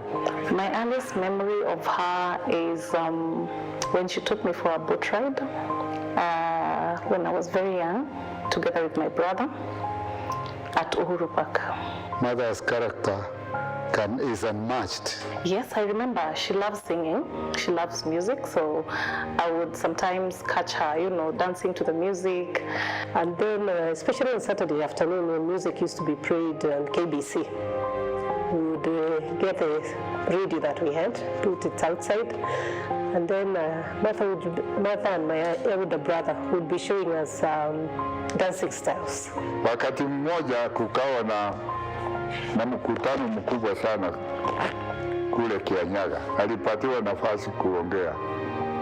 Alipoongea, watu ambao hawakuwa wamemsikia tena walimpigia makofi, wakafanya kelele nyingi sana kwa furaha. Normally those very early days, that character had not really been defined, especially in lower primary school. you may not have noticed it, but at home, I can very well remember we could see her assuming some leadership roles, even that early time. Alikuwa akionyesha yeye anaweza kuwa mtu wa kufanya kazi za aina yote, hata kuwasimamia watu wengine wafanye kazi au wao wakiongea ikiwa ni mkutano, alikuwa akitaka sana kuongea. So how I helped her is by staying with the king. By then she was a magistrate at the High Court, then she moved to Kibera, finally to Makandara. When they were advocating for multi-party democracy, that's when her character now came out, because she could talk boldly, even regardless of the kind of government which was then there, and address the then President Moi, who was a tough one. At the beginning it wasn't easy, since she was contending with a man, and those were old days when women were not accepted as leaders. Alipotaka kusimama kama mbunge, nikaa kama nina hofu kidogo, maana mzee ambaye alikuwa politician wakati huo ni mmoja tu, na alikuwa rafiki yangu. Kwa ghafla nilikuja na gari, nikakuta vita iko kubwa sana, hata kijana mmoja wangu alikuwa amepigwa upande mmoja wa kichwa na akakatwa na panga. Nikasema hivyo ndivyo, hakuna jambo kama hili. Hata Karivi akiwa rafiki yangu aende bali. Sasa alikuwa akionekana yeye ni shujaa, ana msimamo wake, na hiyo msimamo inamfanya kukosana na wengine. So she asked me to deliver a statement to KTN, which was then situated at Nyayo House. Remember, Nyayo House was also the torture chambers of Moi era. So in my hurry, I forgot to press the actual place where KTN was situated, and I ended up in the torture chambers, which was, I think, on the 24th floor. And the APs there were very happy. They thought, oh, she brought herself. Only to realize after I was held for a few minutes, about 10 or 15, when the senior came and told them, no, that's the wrong person you have. So I was released. She is somebody who goes to great lengths to help another person who has a problem. Na alikuwa akisaidia watu sana ambao wako hapa Kisumu. Watoto wale walikuwa akitoka shule, alikuwa akiwatafutia kazi wengi, kazi za aina yote, na walikuwa ameenda wengi sana wakati ule. I've been a hairdresser for a couple of years. Actually, she's the one who got me my first job. We admire her for the positions she normally takes. Most politicians take positions due to their stomachs or due to very many different reasons. Ninyonaga wendo munene muno, ona kwoguo ni tuhoera Ngai amutethie undu uria ekuona no amuhe thiini wa bururi witu, amuhe niguo andu mone ati ni mundu ungihota kurutira andu wira. There's one time I was in hospital, and she would never fail to come and see me.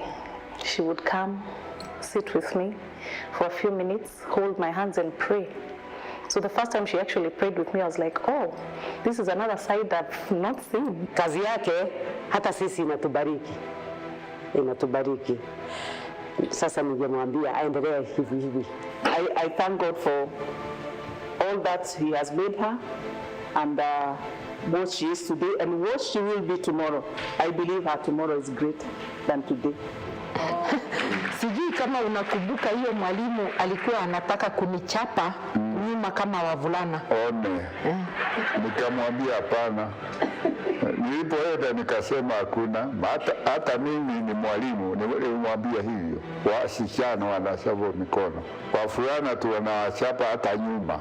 In 2 or 3, when they were doing homecomings for Honorable Mudi Awori, there was a Busia plane crash, which mother was in. As we were running helter-skelter, not knowing where to start or what to do, Honorable Mukisa Kitui called me and told me that they are with mother, she's okay. She still would go to her office with a neck brace, That's how much Mother loves her work and her people. Most people know her as the Iron Lady. And I've had people ask me, so how do you guys even talk? Like, she's so tough. But I would want people to know that she's a soft person on the inside, really. I think I would describe her as a very principled politician. She never goes against what she believes in. She's very committed when she decides on to do anything. In between the injustices that she has faced and the betrayals, I have seen her, even in her low moments, still stand. Yes, I am very proud of Mother. Anytime, I am very proud of her. I would want to congratulate her on that milestone and tell her that I look up to her as a role model. Never stop for any reason. Just go on, my sister. We are standing right behind you. Yes.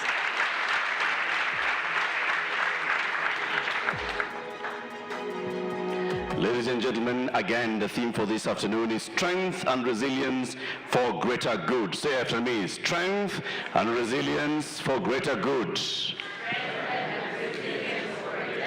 And the hashtag for tonight is hashtag Martha Against the Tide. So I know many of you are producing content. We're all content creators in here.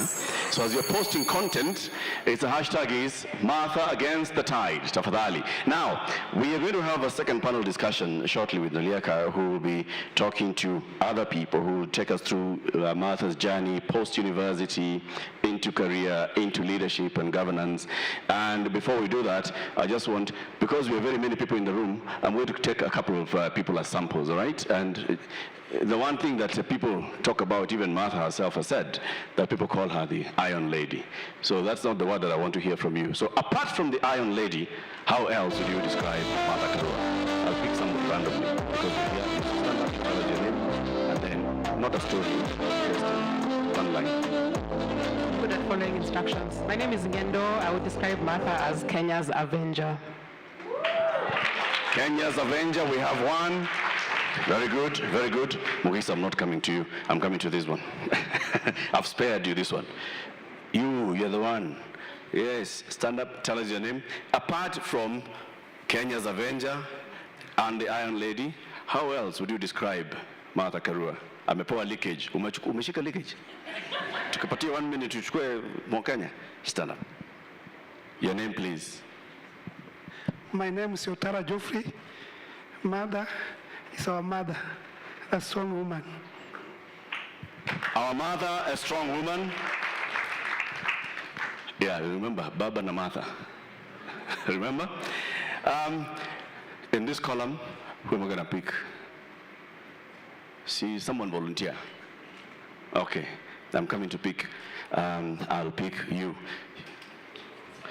You knew? So sit down, not you then. Let's go for her. Tell us your name. And apart from Mother, our mother, Kenya's Avenger, Kenya's Iron Lady, what else? Sorry, my name is Penina. I admire Mother. She is resilient and the strongest person who stands against the tide. That's what I see her. Very well said. Strong, standing against the tide. Okay, that was a kuanea. Smama too. You wanted this. Hi everyone. My name is Adele Onyango, and when I think of Martha, I'm going to use the word, could I just use a sentence? Please, I know, okay? So she's the one who's opening the gate for us, and so I hope we honor her sacrifices. Opening the gate. So we say, the gate opener. Washimeni. Okay, we come to this column. This one is a big one. So there are people who are already volunteering. Good. I like volunteers. So we know what we've had so far. Gate opener. Kenya's Avenger. What else? Resilient. Mother. The Iron Lady. Hello, my name is Brian Karanja, and I'd say Martha is selfless. Selfless, a good one. Hi, my name is Dr. Patricia Murugami. Martha is Africa's phoenix and a breeze. Hey, Patricia, surely, I mean, must you go with a heavy English like that? Are there more people? Okay.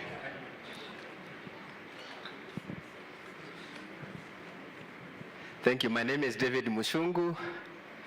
I would say that a society may largely be made of many people with high integrity, or on the other side, made by many people who lack integrity. Mother has integrity.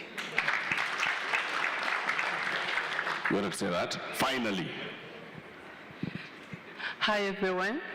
After meeting Mother a couple of times, I realized behind that strength, she has a sweet spirit. Like she just walks out of her office to meet you on the corridor. She has a very sweet spirit. My name is Afara Omar, and I'd like to say Martha is a scapegoat to the political class, because as much as she has integrity and all these things, utaambiwa she owns Riviera Mall, she owns something, while in reality she's as poor as most of us. Very well said. Now I've opened that gate. I have to close this gate very fast before things get out of hand. Tumemaliza hiyo chapter. Naliaka, please come for the next panel. As we hear from people, you know what we are seeing, what we are even seeing in the room is various generations, right? So Martha is transgenerational. People who are 50 and above, please raise your hand. People who are 50 and above in the room? Okay. Let's clap for those who are 50 and above and they're in the room. Okay. If you're 50 and below, please raise your hand. 50 and below, raise your hand. Keep your hand up if you're 45 and below. Keep your hand up if you're 40 and below. Keep your hand up if you're 35 and below. Keep your hand up if you're 30 and below. Keep your hand up if you're 25 and below. Ai, kuna watu hapa sasa ambao. Keep your hand up if you're 20 and below. See, we still have people. Keep your hand up if you're 15 and below.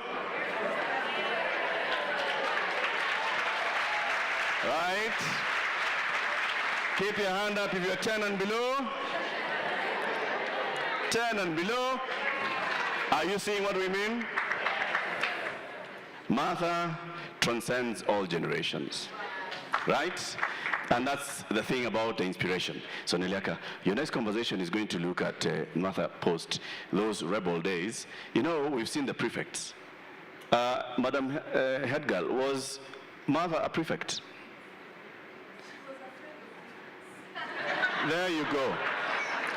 So Martha was the bad influence who could not be made a prefect, but the headmistress knew that you make her friends the prefect, so they try and tame her. Strategic. Go ahead. Yes, thank you, Eric. So we're going to move on to the second panel, and I would like to call Dorothy Angote and Dr. Nancy Baraza to the stage.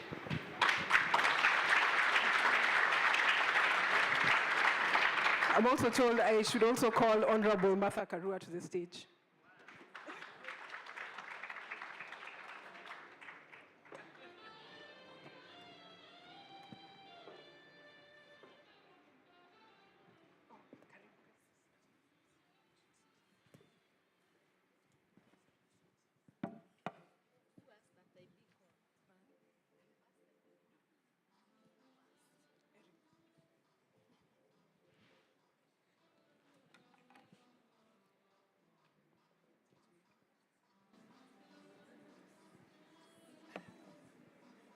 So on this part of the journey, we're looking at post-university life, career, politics, and activism. As we've seen, if you have already begun thumbing through the book, and even from the stories told on the videos, you can see a common thread that there's integrity, there's a strong sense of justice and fairness, and there's loyalty and dedication. So now we'd like to welcome Lady Justice, retired Dr. Nancy Baraza, and Dorothy Angote, who worked with Martha at the Ministry of Justice and Constitutional Affairs. You're her PS, and now you're a legal consultant for legal governance and land reforms. So welcome to Going Against the Tide. And of course, our Mheshimiwa, Martha Karua. Thank you. So I'd like to start with you, Dr. Nancy Baraza. You are a colleague and comrade at arms at LSK and FIDA. What can you tell us about your time together? Thank you very much, Naliaka, and good afternoon, everybody. I have known Martha since the 17th day of September, 1977. And this was a group of young, ambitious girls who had just conquered and been admitted to the Faculty of Law, University of Nairobi. So that's how we met. And so we spent our studies at Gandhi Wing and of course lived at the box. And so my life and Martha's life started then. I admired her in class. We had come from various parts of the country. I think she was lucky. One boy has talked about people who had tasted Nairobi life. Some of us had not tasted Nairobi life. We were emerging straight from Mount Elgon, trying to navigate, trying to cross University Way. You know, that was hard. The motorists then were kind. They were not the motorists of today. So we would be running across, and but of course not Martha running. I learned a lot from her. And Martha was what I would call a savior in our class. So we go to this school, and I can see one of our great teachers, Mwalimu Willy Mutunga.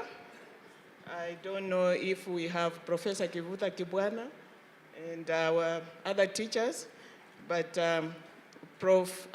Justice Mutunga was one of our teachers. And of course, the class of law, it scared us stiff because there we were, and the teachers were introducing us to these subjects in Latin. It was Latin. And I remember, I think in land law, there was this thing, quick, quid, planter, solo, sedate. So a teacher comes in and starts with that. And another one comes in for a class of jurisprudence, is in new star, lex, est, lex. And we are all so scared. Got so scared. But Martha was the only one who could like whisper, so what did that mean? And sometimes the teacher would see and see like we needed an explanation, but none of us had the guts. In fact, most of us wanted to run away from the class. But she made fun of it, sometimes made it possible for some of these terms to be explained. So she led in that class and ensured that we didn't run out of the law class because we thought it sounded too difficult. So Martha was our savior.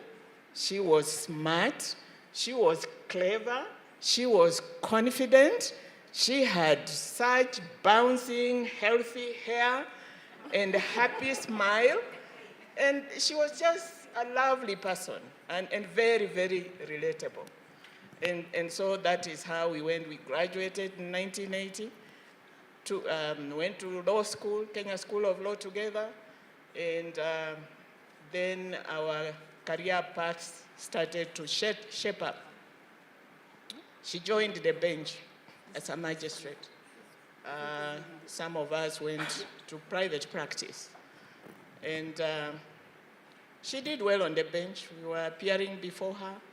She was a good magistrate.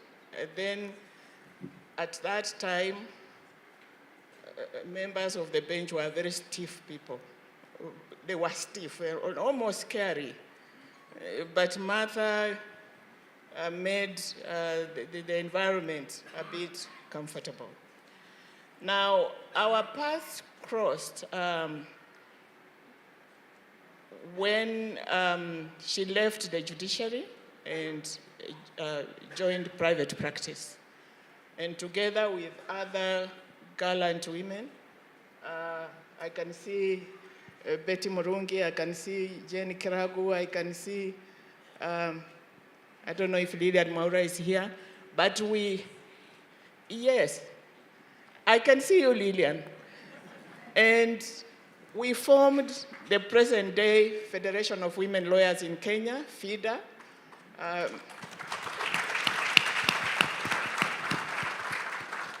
And guided, actually, by Lilian, by Martha, by their sense of justice.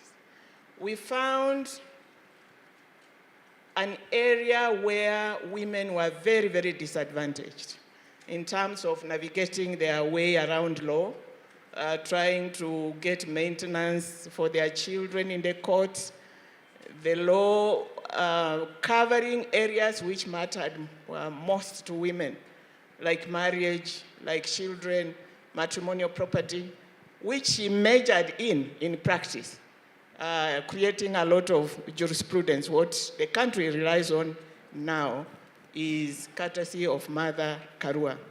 So her sense of justice was very strong then, as a young girl, but there she was. And we formed this organization within a very hostile environment when everybody was wondering, what are these women talking about? I mean, what is their problem? I remember the late President Moi was alarmed. What are these girls talking about? And sending people to come and ask, do they have food or what is their problem? You know, little did he know that we had a big agenda to transform this country for women and for Kenyans eventually, which we did. And a lot of that effort goes to Honorable Mother Karua, her courage and her strong sense of justice. Then, of course, I met, our paths crossed. She joined LSK in the leadership. Again, I think she was with our mwalimu, LSK, very hazardous times. Some of us faltered along the way, but they were there, very, very strong. Mother, a very, very strong person. That is the time when LSK fought very, very hard for democratic changes in this country. It wasn't easy, but there she was, standing out as a woman with Mwalimu and others. And they did what we all know today, the democratic space that this country enjoys is courtesy of people like Honorable Mother Karua. And then, of course, constitution making, which started with that movement within LSK and joined the greater struggle for multipartyism. She was in it, and of course that morphed into the greater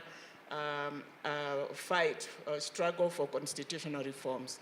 And so the constitution that we enjoy today, Mother has contributed in a very, very, very big way. In terms of the philosophy of it, and in terms of even technical expertise, because when I was serving as a commissioner with the CKRC, with the Yashpal Commission, trying to produce a draft constitution, Mother became the technical leader of it because Then she was in the Ministry of Justice. She was the Minister of Justice at some stage, and very, very critical in shaping the constitution that we have today. So that's mother. Thank you. And let me just a little about the Iron Lady, the softest human being on earth, the most kind human being on earth. Because apart from our formal interactions, mother became a very good friend. So I am almost in her house every other week. And Martha serves us food. Herself, she does it herself with her grandchildren, and she has so many young people that she nurtures. Her compound is never empty. There are young people whom she nurtures. There are young people whose fees she pays. She does so much. And Martha will part with her last penny to pay for that child who doesn't have his. And it doesn't matter. It doesn't matter where that child comes from. And that is mother for you. So when sometimes we get this narrative of a hard person, she's the softest, the most kind person, and we are privileged as this country, as a country, to have Honorable Mother Karua amidst us. Thank you very much. Thank you so much. Those are amazing words and very true. And I'd just like to hand it over to Honorable Martha Karua, and we take it back to your days in university when you met Dr. Baraza. And this was a time when you said you first began to get very interested in social justice and even taking part in demonstrations. So you are the Gen Z of that time. Would you like to share a bit about that? Maybe to say very shortly that university is a different ball game. You've come from high school, where you are dependent on teachers. At home, you are dependent on parents. You're now thrown on the deep end on your own. But thank God that those days, there was A levels. So after O levels, you're going to 5 and 6 to mature up a little before you're thrown on the deep end. So having gone for A levels helped us. We knew how to band together. If you're going out, we were safer together. You go out 2 or 3 of you, and you go to the nearest place, which was this Serena. It wasn't this big that then. Or another hotel, I'm forgetting the name of that hotel, which was just here, not Boulevard. There was a hotel where you see these buildings, high-rise, office blocks after Serena. There was a famous hotel there. Greenview, yeah. So we used to go there or here because then you are just walking back to the halls of residence. And if you go beyond here, you have to fundraise among yourselves, make sure you have enough money for a taxi. So we were learning to look after ourselves, and we knew working together, we could manage ourselves in this environment. Then comes the demonstrations. For the first time on coming to university, you hear other students debating at the Great Court about the oppression in the country, things going on. And I do remember one demonstration. You read about it in the book. When we were joined by one of our favorite lecturers, Dr. Willy Mutunga. And he was showing us how to manage ourselves, how to have marshals so that the demonstrations are not infiltrated by thugs. So university is really where life used to begin, where you connect what is happening in the country with your daily life and with what is happening to everyone. It was sort of like opening our eyes. And I really, I keep on saying that if you ask me, my best experience is at Nairobi Girls and at the university. I went to Nairobi Girls thinking I was outspoken. What? Did I meet outspoken people? You know, you think you know something or you are the one who has the courage to ask questions. You meet tougher people. The same thing at the university. And my total experience or who I am today is a mosaic of all that interaction. And therefore, to all those of you who are present, and I can see one of my teachers, Mrs. Mwaura, I can see you. I don't know whether Mrs. Michira is here also. Yeah? Oh, Mrs. Michira, you are here. That's so really. You can imagine, those were my high school teachers, and now Mr. Gomez, high school, I mean A-levels. Secondary school, Mr. Gomez is here.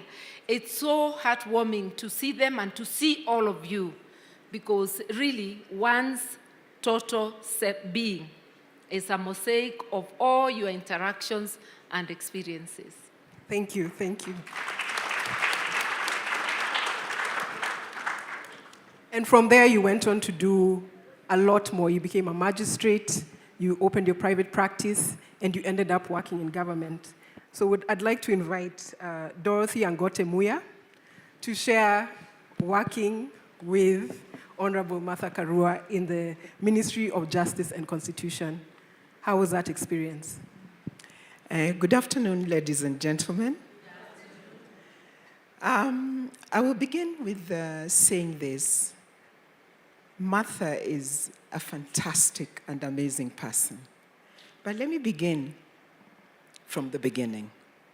I was a very reluctant public servant. I never wanted to work with government.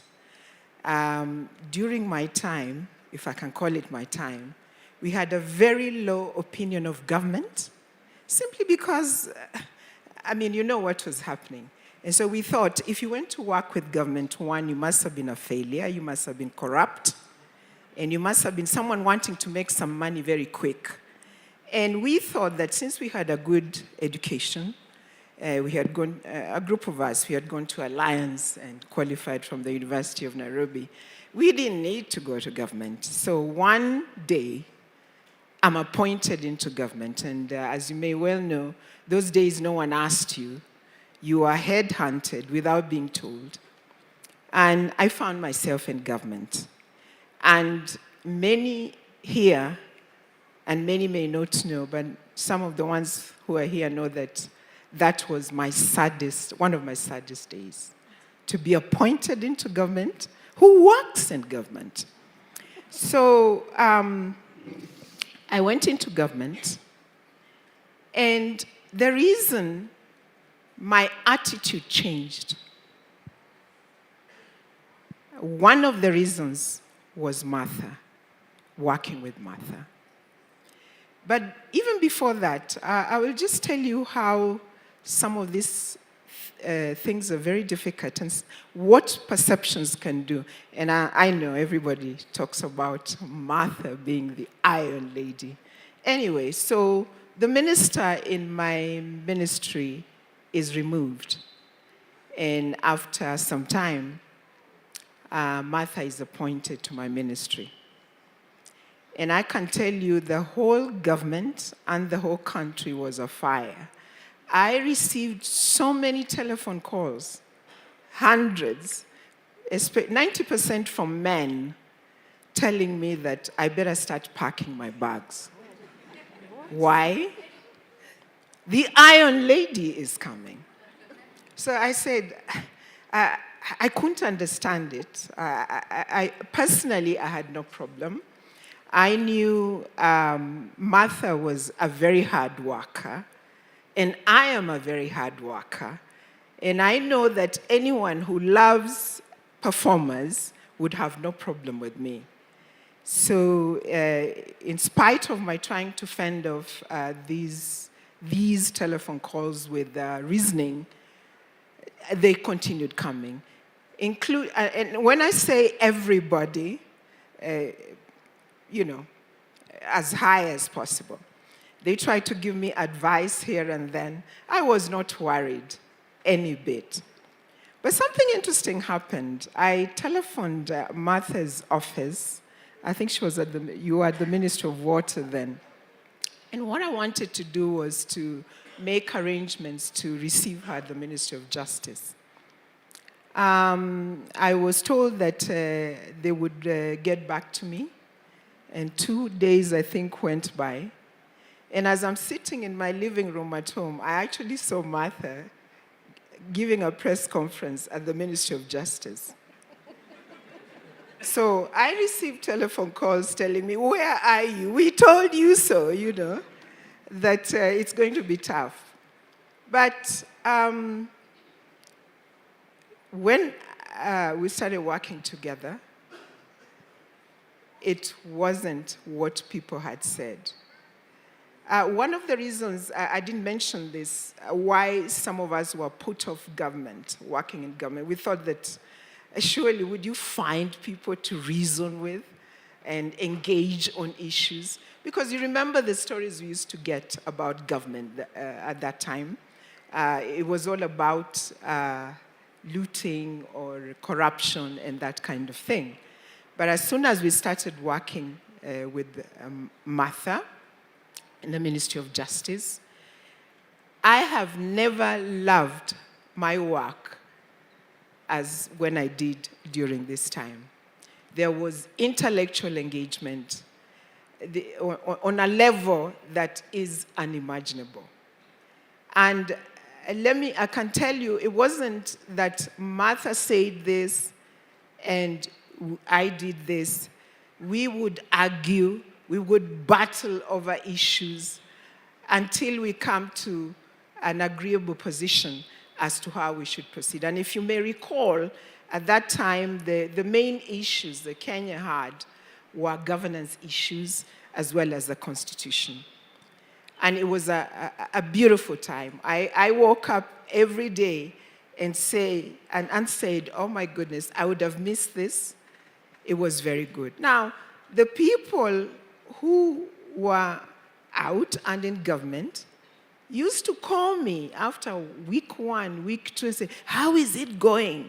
And I'd say, no, it's very good. Are you sure? And I recall getting some appointments very fast up there, because when I called, they thought I'm going to complain or something. But they would be surprised after I tell them about what I had come to discuss. They would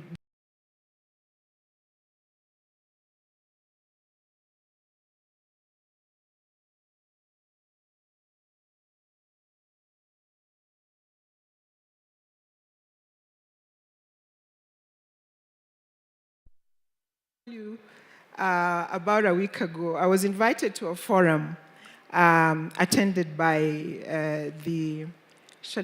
he's the economic advisor to the president. And he talked about the IMF and the conditionalities. And I wanted to pick up the phone and call you and say, do we still have conditionalities from the IMF? Because I recall with Martha, we demolished the issue of conditionalities with the IMF. They were not giving any conditionalities to Kenya. And we fought many battles, and just to prove that Martha isn't all iron, we also did girl things. Like after successfully carrying out our missions, we would go shopping. And I recall sometimes when we were very successful, we would overshop as girls are given to do. And I don't know if you remember, one time I think we went over our credit cards. So you were in one corner calling your relationship manager, and I was in the other corner. And you were saying, look, we are at the till, you must do something. And I don't know if it was Bond Street, and you don't want to be embarrassed on Bond Street. And so I think we had very good bankers then. They did what needed to be done, and we went back to the till as if we were just taking some air out there and made our payments. So Martha isn't all iron. She does do girl things. I have danced with Martha. She's a very good dancer. I had the family talk about that. Another thing, we have laughed with Martha. We have really laughed. And every time, I can truly state this, every time I think of Martha, I smile. I just smile. And I didn't mention, as I was getting calls warning me about Martha, I didn't mention that I was also considered a problem.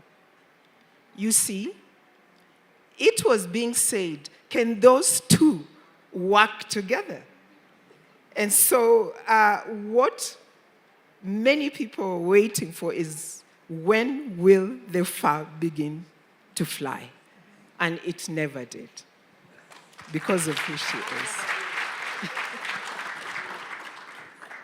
So I'd like you to share, Honorable Karua, about your time with her at the Ministry of Justice.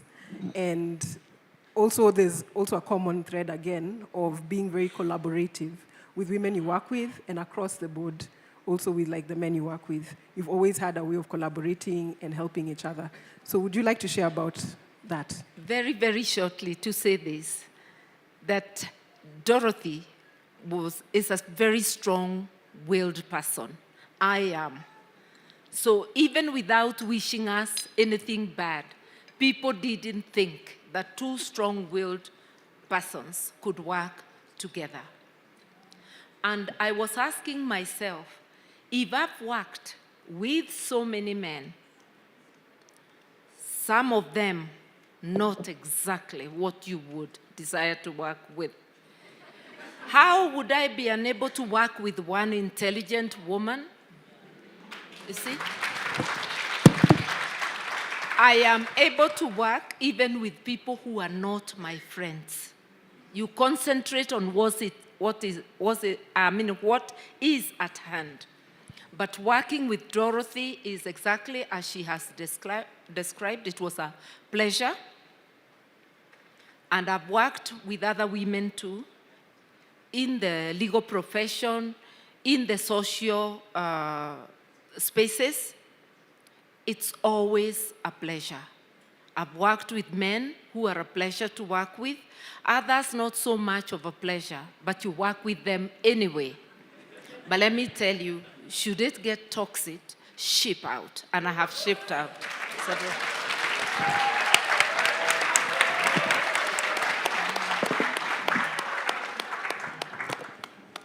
So thank you so much for joining us on this panel. As we've seen, she has always gone against the tide. She has led, she has inspired, and I hope that you will buy this book and read it because it's so amazing. There are so many things we didn't know, there are so many things you learn, and it's also a good way to celebrate, keep a record, because you've been there. She's, been through Saba Saba, she was active there. She was active during the change of the Constitution. She was active during the democratic movement.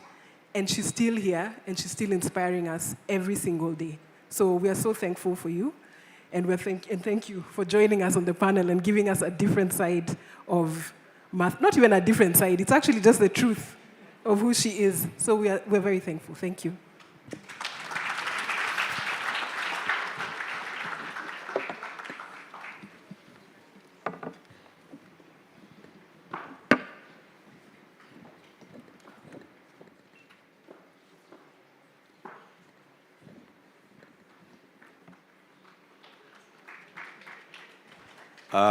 At the beginning of this program, I told you my name, did I? And I told you my job in this event, did I? And I told you the job is? Very good. Now, please, ladies and gentlemen, that's not how you clap for such a high-level panel. Louder! Louder! Louder! Louder. Very good. Close it. Thank you. Thank you very much. So we are getting closer and closer to that moment when we hear from Martha herself, and we shall hear a keynote address. And before we do that, we are going to watch a video. And before we do that, Let me tell you. So the book is available. You'll be given the book. It's free. All you do is just give a little bit of money to support, everything that has gone into the book. Sawa? Okay? So, and then Martha herself will be available to sign copies of the book for individuals. So it will be a very orderly exercise where she'll be seated there with very many pens, and then you just come in. Don't start stories. Just hand over the book. She'll look at you. She'll read you immediately and write. Thank you for coming. I'd have preferred you not to be here, but thanks anyway. And you go, right? And then there'll be a photographer right there. So as she's signing your book and she's giving you your book, there'll be a photo taken. So look for the photographer, you'll get your photos. All right, together? Okay. So this thing over to many photo sessions here, there, and we are all set. We have organized everything. This book has several things. It has a foreword written by Senior Counsel Feroz Noriji. And let me open the page. And among the things that Senior Counsel Feroz Noriji says is that the book boldly articulates the many missed opportunities to rectify past wrongs while offering hope for Kenya. Martha remains a beacon of hope for a brighter future, as encapsulated by her sheer courage and unremitting determination to finish what she started. Are you ready to finish what you start? That is what she is. She writes herself in the preface of the book, and I am going to read word for word. I have held political office and even sought and still seek the highest office in the land in the belief that each one of us is called, albeit in different ways, to contribute towards the success of Project Kenya. It is our cumulative effort that will make our nation work for all of us. This is a cause that is worthy of our sweat, toil, and sacrifice. It's a work in progress, which is passed on for generations endlessly. Those are deep words. And if you don't get the depth of it, it's okay. Tomorrow morning, when you're in the shower, it will hit you. And acknowledge it, okay? Now, please, let's take a look at the screen. Let's watch this video.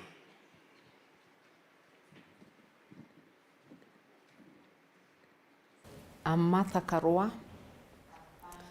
I'm from Kathande, within the larger Kimunye village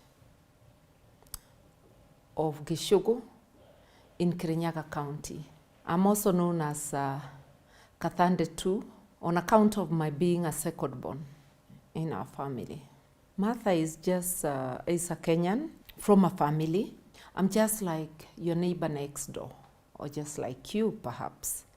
I grew up in the rural area, and those of my time who grew up in the rural areas, and to some extent even today, know that children in the rural areas will join in all the chores, including going to the farm, accompanying adults to the farm, looking after siblings if you have younger siblings than yourself, playing because children are children and will play, but making your own toys, making bean bags, making dolls from the dried greeneries around. And I'm also a person who is devoted to seeing that this country has good governance, prospers, and that us as citizens get the best services from the leadership in the country. I'm launching my memoir.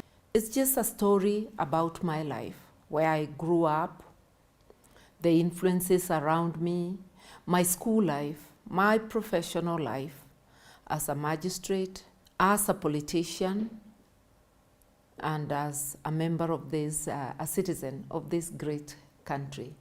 And I think what inspires anyone to write a book is the need to give back by sharing your experiences, in the hope that you will affirm others, perhaps encourage others, perhaps help others to avoid the mistakes that you may have made. Just share your life so that people may learn from it, and also to present the authentic self to the public.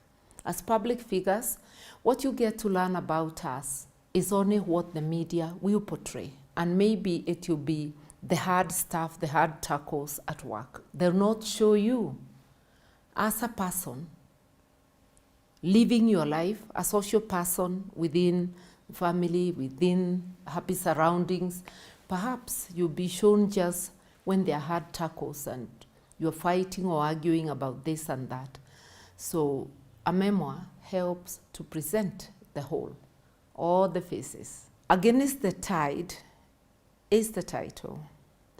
All I'm saying is that my life is much about going against the grain, because more often than not, I have found what I do or my beliefs sometimes being questioned, not necessarily because they're not sound, but with words like, it is not done this way. This is not expected of you. Life is about taking risks.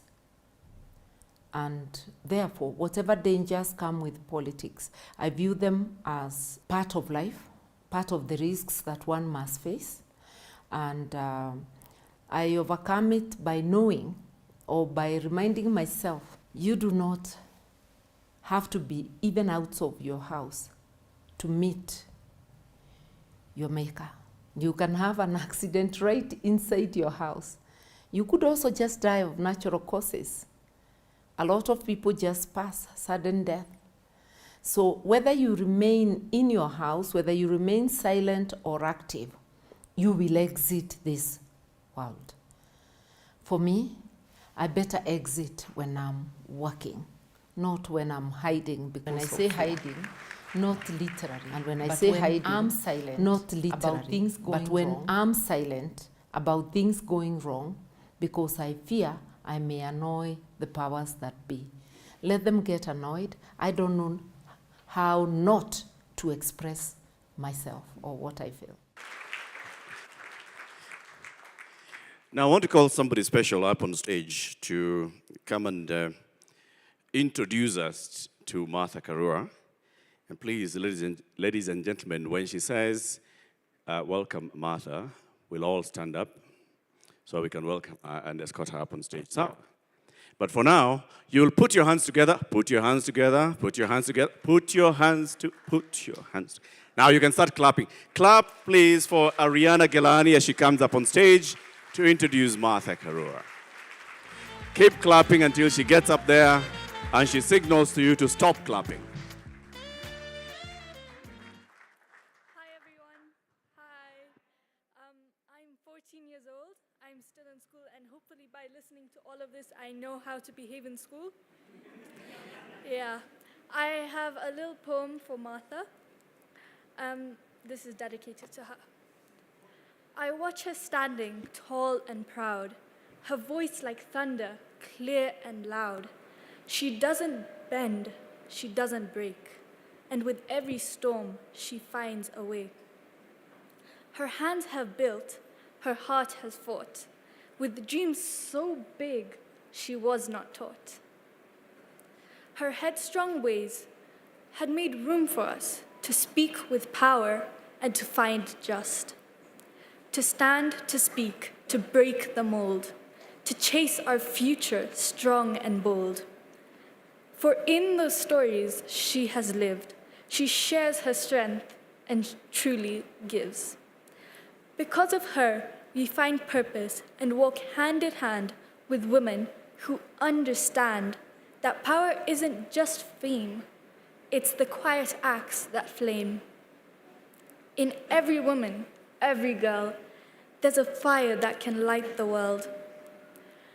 And through her eyes, we have seen the fight, the valor, the grace, and the might. May we continue to be inspired and not to tire. Let us continue and let us be brave. And be like her, our role model, our warrior, our hero, and ride the wave. Even if it's against the tide, her journey has just started, and we support her with pride. Thank you.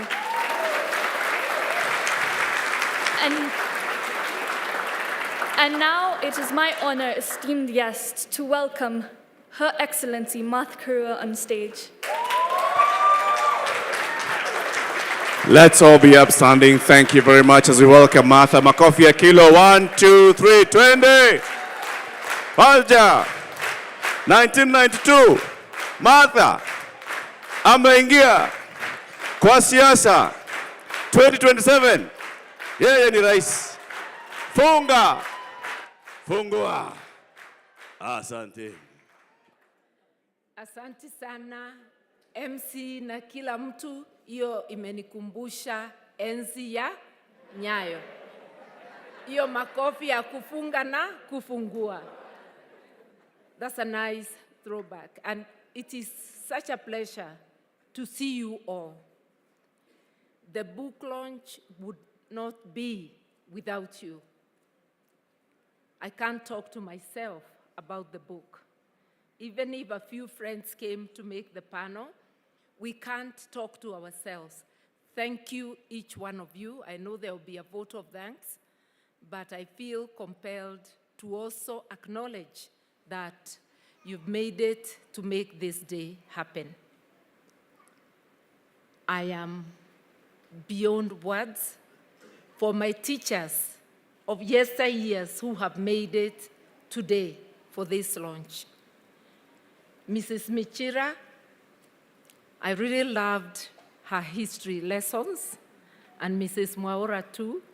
Mr. Gomez has already said, so when I say I love dancing, when I'm asked what are my hobbies, you have heard now from my teacher that this habit started a long time ago. I think since there is that video where I'm already talking, and I've talked at the panel, I'm wondering what else is there to say, but to recognize each one of you. Waheshimiwa, my friends, I can see you, Gathoni wa Mushomba. We are proud of the work you do. I can see my friend Millie, otherwise known as Geza Geza.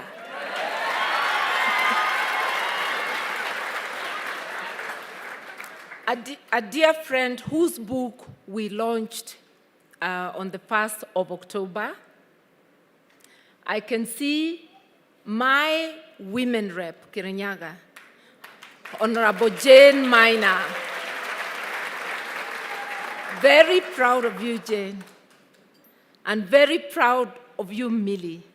Millie was a little girl when I got to know her. She had just started practicing. And here she is now, a very strong woman and a role model to many in her right. The work that you do, mentoring is not just sitting across somebody and showing them what to do. It's also what you do and other people watching you do it. I'm so happy to see my age mate and year mate in college, Dr. Mukisa Kitui. And Link Kitui. We not only went to college together, we went to parliament together and to government together. And we are still going strong in politics. My dear friend Zipi Kitonyi, Mheshimiwa, nakuona.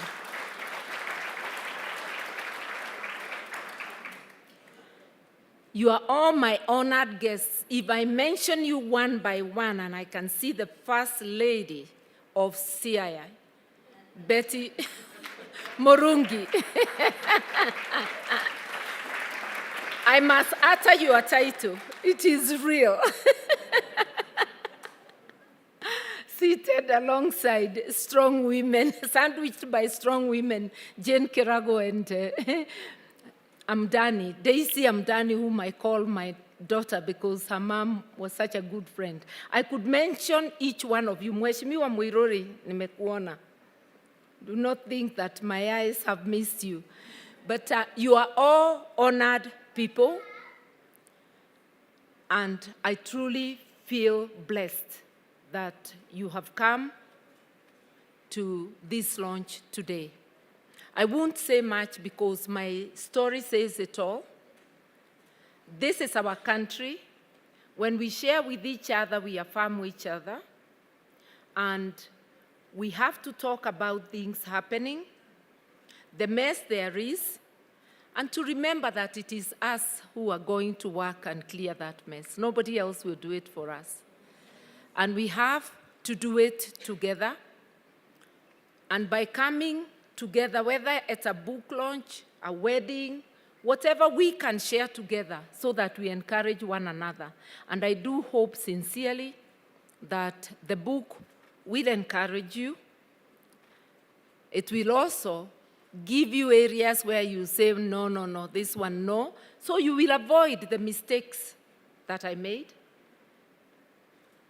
And you will know that beyond the people you see on stage, it's normal human beings just like you and the person next door. So without going beyond that, I want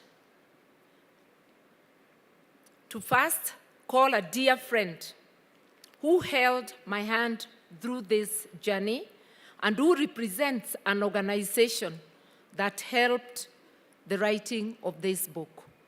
And before I call her, I'll tell you, writing is not easy. I first wanted somebody to do it without my involvement. And therefore, I got support for research, and I got a ghostwriter. You sit down, you dictate, you tell, but putting down your thoughts may not always resonate with you when it comes back. But if they had not started, I would never have finished. In the middle, I got others to try, because my initial writer was not Kenyan. I thought maybe the connection is getting lost because of the background. You get somebody else, then you feel it is now beginning to take shape. Eventually, I had to bite the bullet and sit down and go through every chapter. I don't want to say it's all my work, because those who started laid the foundation, but it's a cumulative effort. And it took, I didn't want to say the time, but my people have already let the cat out of the bag. It took about 9 years, because you write, you let it stay in the back room, then you wake up and you think about it again, and you start writing.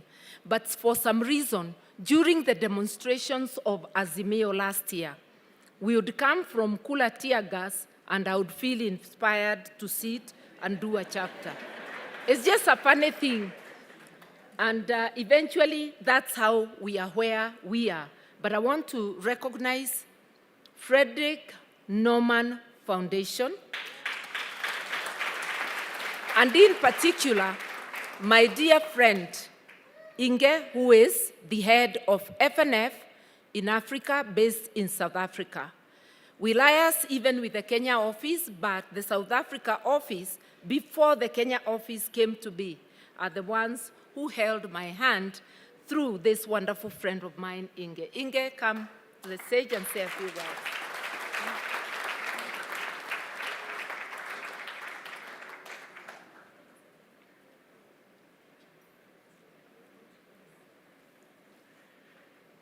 Martha, thank you very much. I'm truly honored to be standing here and to be able to attend this book launch. Martha is not only a very important leader for Project Kenya. So when you take her out of your country, and that's when I met her in Germany 5 years ago, she came in a setting which is, I think, very normal for her. So she was the only woman in that delegation at the Foreign Office in Berlin, in Germany. And Martha stands out. You see the leader in her. But Martha, and I really liked what was said over there, she's a gate opener. And this is what she really is for me. But not only here in Kenya, but all over Africa. I have the privilege and joy to see Martha in other places from time to time, and to request her to share her experience and her strength and her power with not only young women, but specifically young women on the continent, and she's always ready to do that. And Martha is a big mentor for all of us and for everybody here in Africa.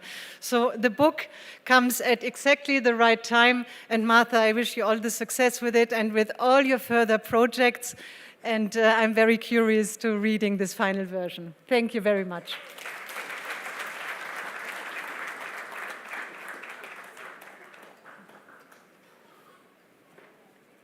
I acknowledge all my classmates in the various stages of my school who are in the room. I can see you. I will not mention you because I know you've all been seated and we need to get this done. Now, without much ado, I will call my esteemed lecturer at the University of Nairobi. He taught us civil law. He rose to become the first Chief Justice under the 2010 Constitution, none other than Dr. Willy Mutunga, Professor.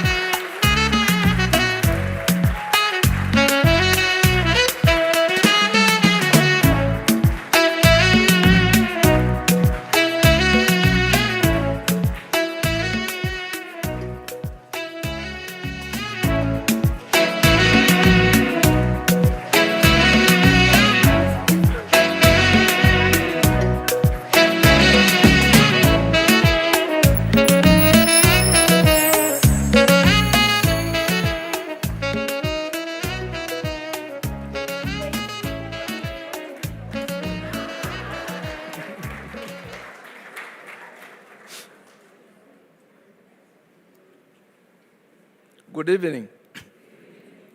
Can I ask those who taught Mother Karua to come here, and I'll just take 10 minutes to there was Mishira, yeah, and then there was another one here, yeah.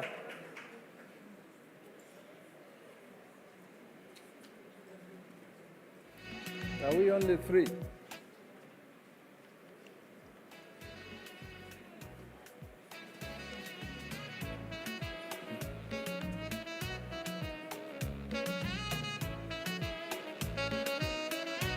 Mr. Gomez, you can also come. They can bring the chair, please. Thank you. Thank you. Hi, how are you? Do you want the chair? I won't take long. No, I can start. Okay, all right, all right.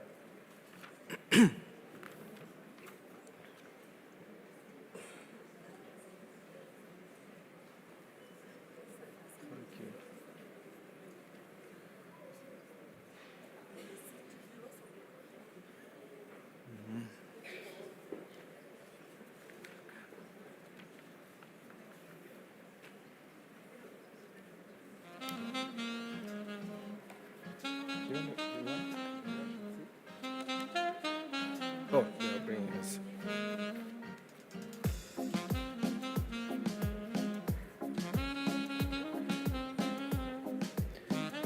Thank you very much. I won't take long. I just want to make a few comments, after reading this book. Ngugi wa Thiong'o gave us the wisdom on how to judge individuals' legacy in their pursuits. He was writing about Jomo Kenyatta, and he advised that we should put people in a trajectory, glorify their great achievements, and vilify their weaknesses. The fairness of this approach is apparent.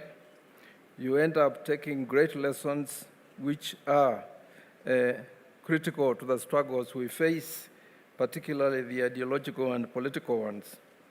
And those who buy the book, I urge you, to read the memoir and adapt that strategy.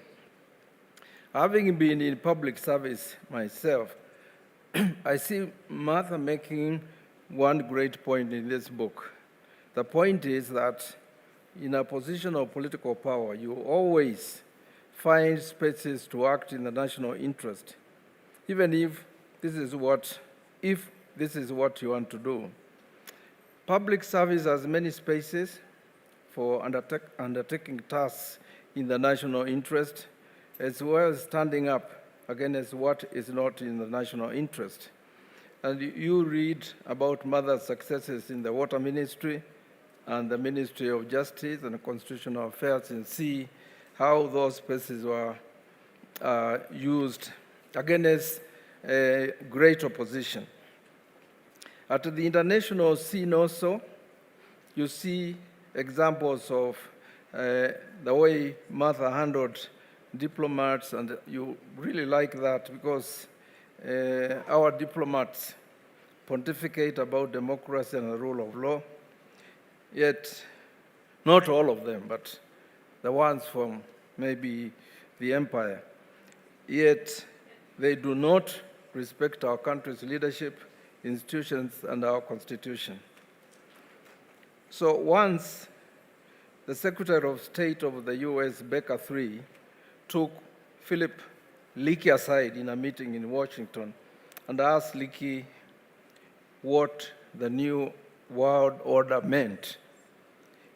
Without even waiting for Leakey to respond, Baker told him that the new world order meant that the US always gave the orders. Now, Mother's responses to such arrogance is shared in a memoir with a glee. Find out from a book, I don't want to tell you the stories, how she deals with Jedi Fraser, Condoleezza Rice, the famous or infamous Sir Edward Clay, Michael Ronenberger, and also an encounter with the French ambassador who paid a courteous call to inquire about the chances of French companies running water services in Nairobi. And it has this hilarious but patriotic response. She told the ambassador, "If I'm not running water services in Paris, then no Frenchman would do it in Nairobi."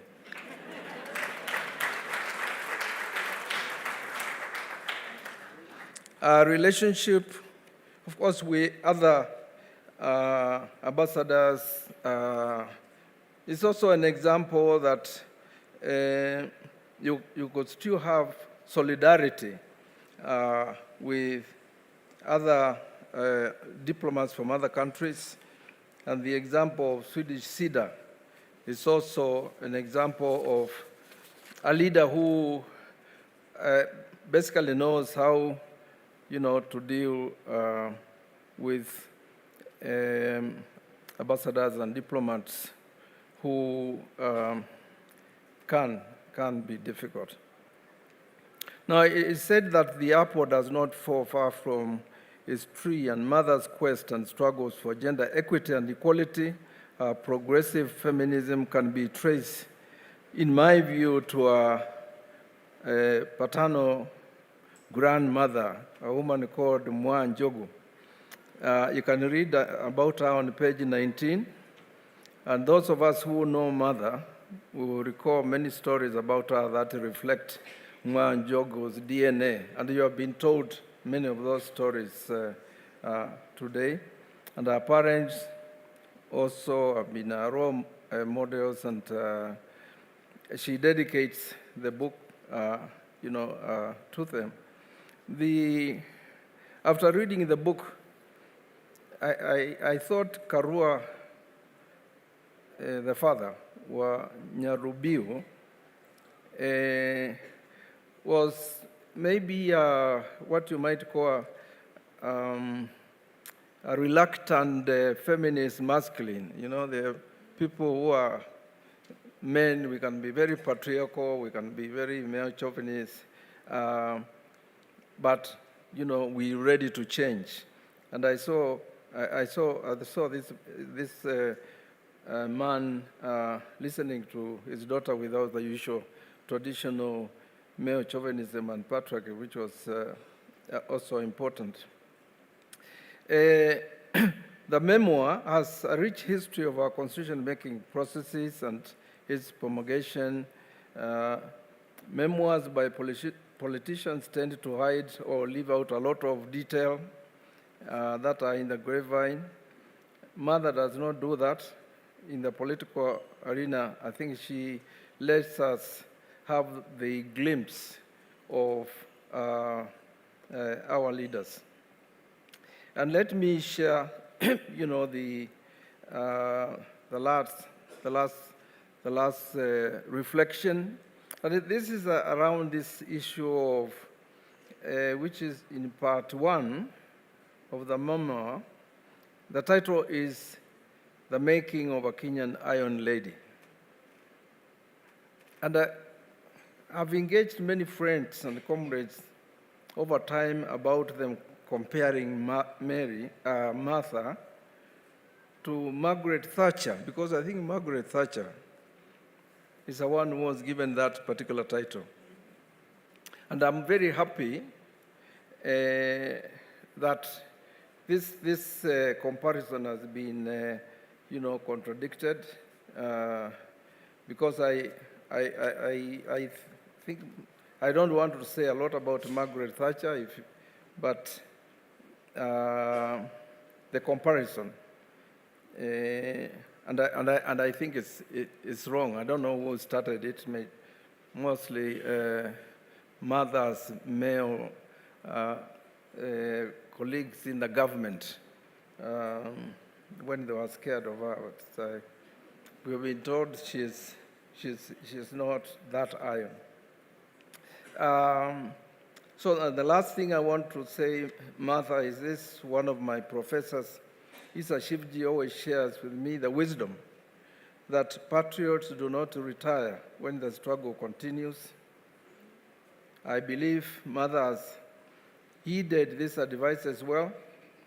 She pledges to us and the nation our continued quest for change. And I thank you very much.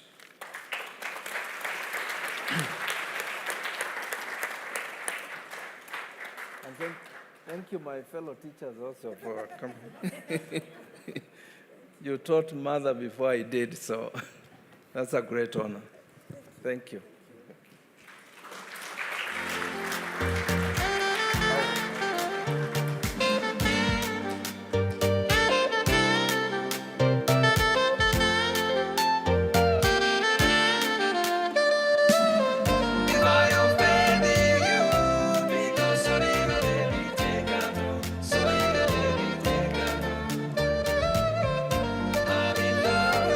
So, ladies and gentlemen, let's give another warm round of applause, please, to CJ Emeritus Professor Willie Mutunga.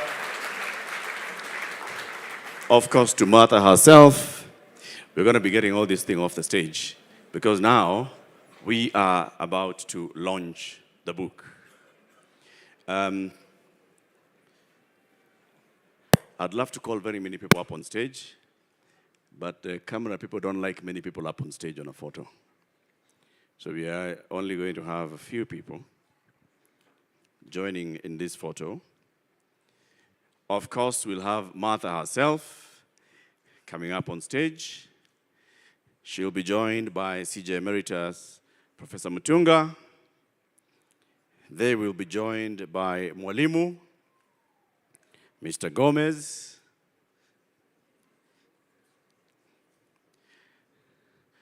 Inge will also join in this particular moment for walking this journey with Martha for so many years, up to a point where we have the book.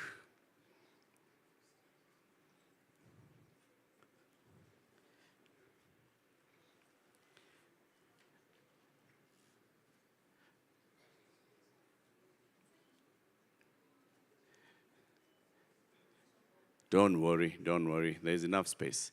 And then we'll welcome Dorothy Angote to join in that photo. So this is how we're going to do it. We are going to have a countdown, which we'll count together. Then we will unveil the book. Then we will celebrate the fact that the book is now launched. And then we are going to just have a couple of photos here. We shall then get a vote of thanks and move on to getting a book signed, a few copies of the book signed. Sawa? All right. AV people, are you ready? Are we queued? Let's all look on the screens. And when a number comes on stage, you count with that number. Don't do 1 when it's 8. Are we together? Okay. Let's count. Let's go. 10, 9, 8, 7, 6, 5, 4, 3, 2, 1, 0. Ladies and gentlemen, against the tide.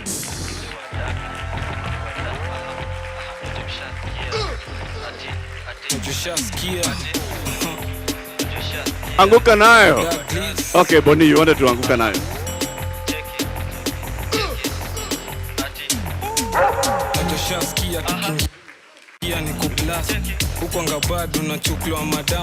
Well done, well done. Copies of the book are coming. Aya, Boni is coming to anguka nayo. Boni. Sukate call niko chomba ya ji mina jua utakuwa irizo release acha nikushow kwanza form ya Didon nishashika mpoa na twende chini kwa chini akiwa adi na mini sasa tunasikiza shit tuna feel free take a video na post pale NGC jina ni Kantel Kurapsi ni talent G anguka nao anguka nao check it anguka nao twende down low now stand up to your feet mikono juu alafu click tuliza pesa alafu one leg anguka na one leg anguka na anguka na well done, well done, well done. Copies of the book.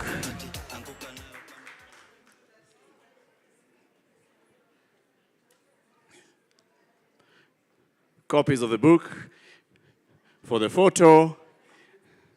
Now, listen to instructions from the photographers. They have very many instructions. For example, they'll tell you, don't look down, open the front page, read the forward. You see, I told you they have instructions. As that is happening, here's what is going to happen next. We shall have a vote of thanks from Wanja, and then we'll allow the Honorable Martha to walk out so that she can go and sit and be ready to sign. We'll then allow her panelists to also walk out. Please, as everybody else will remain seated and the doors will be closed, let the doors remain shut for now. For order, okay?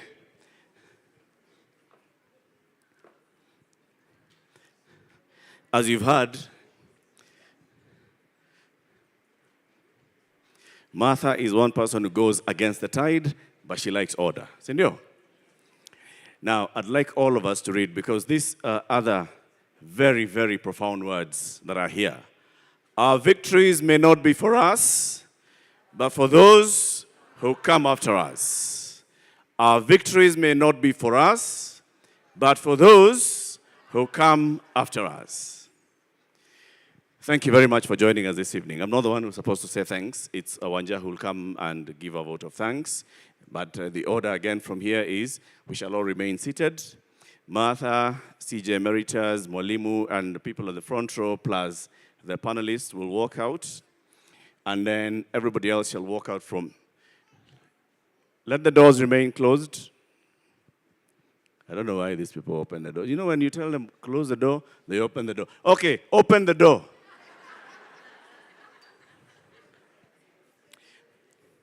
So this is the order. Do not go out from those doors. Let's all use this door. Let's try and be orderly as much as possible. You'll get a book. Go, join the queue, get it signed, take a photo. She may not sign all the copies here today, but she'll be available in days to come to sign copies and get them to you. Sawa. Wanja, please, come. Makofi tafadhali.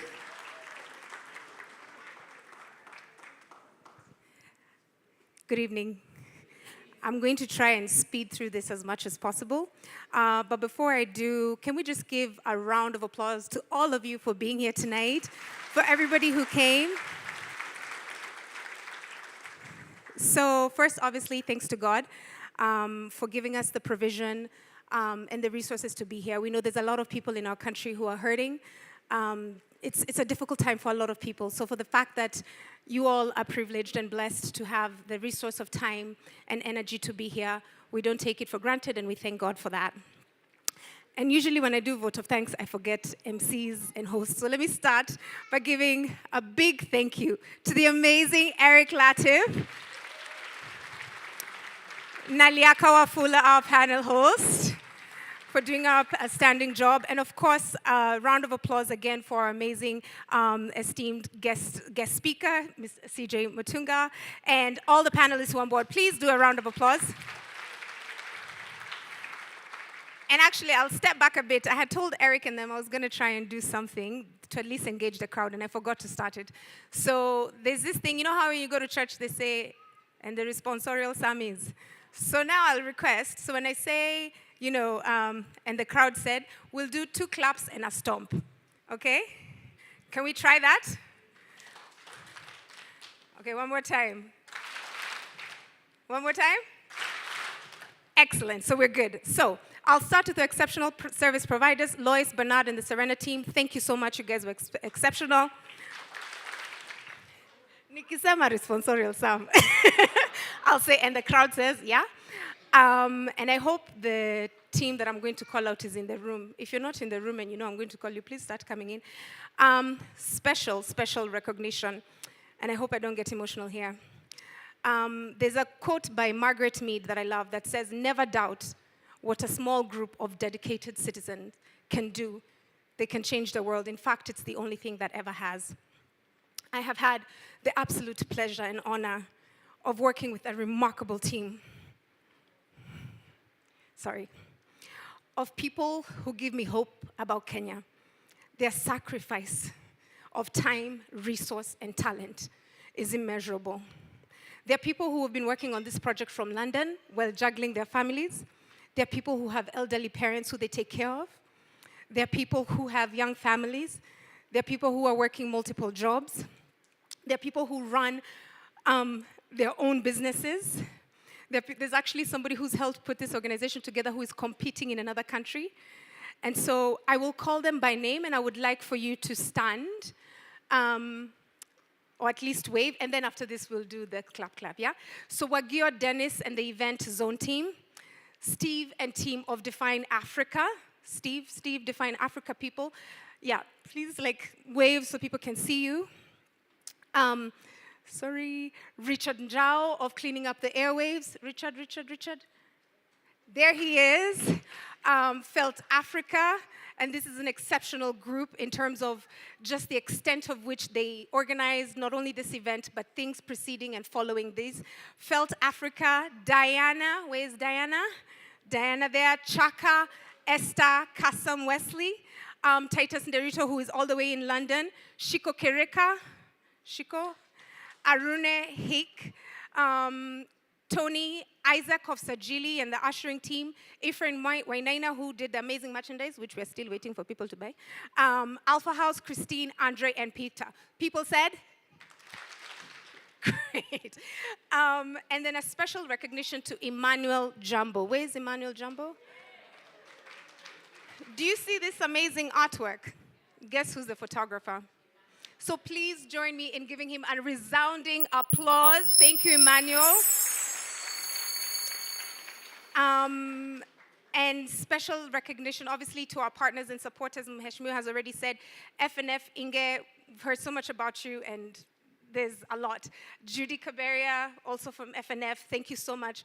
OSIA and KHCR, those partners have made today possible. And then in terms of the book itself, there are people that that have to stand up. Dr. Barine, can you guys please, this book would not be here if it's not for this man and the publishing team from Barine Publishing. Thank you so much for your incredible support and walking through us in this journey.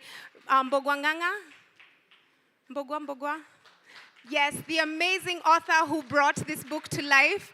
Thank you so much, Mbogwa. And David Muchunge, our editor. David, thank you so much, David. We really appreciate you and we're thankful for you.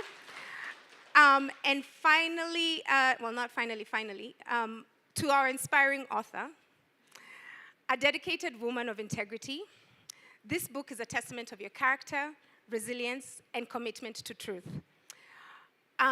I know most of you hopefully will get to read and tell a lot of people about this book, but I'll tell you a quick story about something that made me realize what kind of boss I have. I remember early on when I first started working with Martha, and I was in between Kenya and abroad. And it was frustrating. There was a lot of bad things happening. And I said, so you just leave, you go to another country. And you know what she said to me? She said, if we leave, who are we leaving behind for our country? So Martha, thank you for being a constant inspiration and a soldier who I just thank God for and ask for continued grace. And finally, to our readers, supporting community. Oh, I've just seen one of our board members. I didn't thank our board, sorry. To our amazing board, thank you so much. And to our readers and all who read this book, we hope it will inspire all of you to stand firm on truth, to be dedicated to what is right, to recognize that each of us has a role in shaping a better future for our country. May it be a guide, a light, and a call to action. Thank you.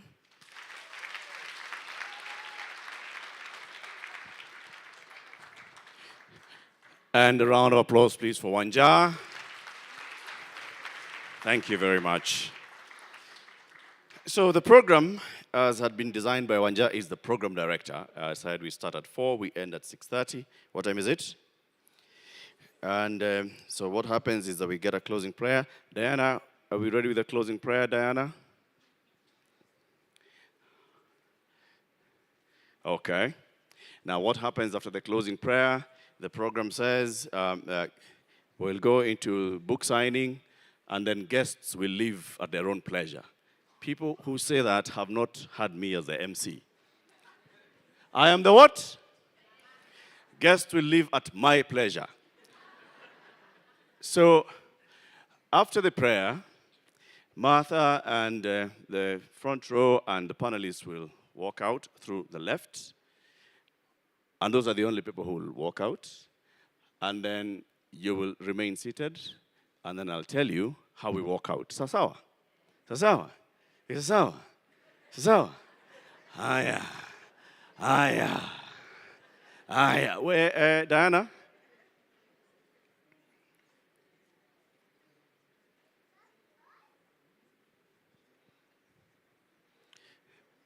The closing prayer.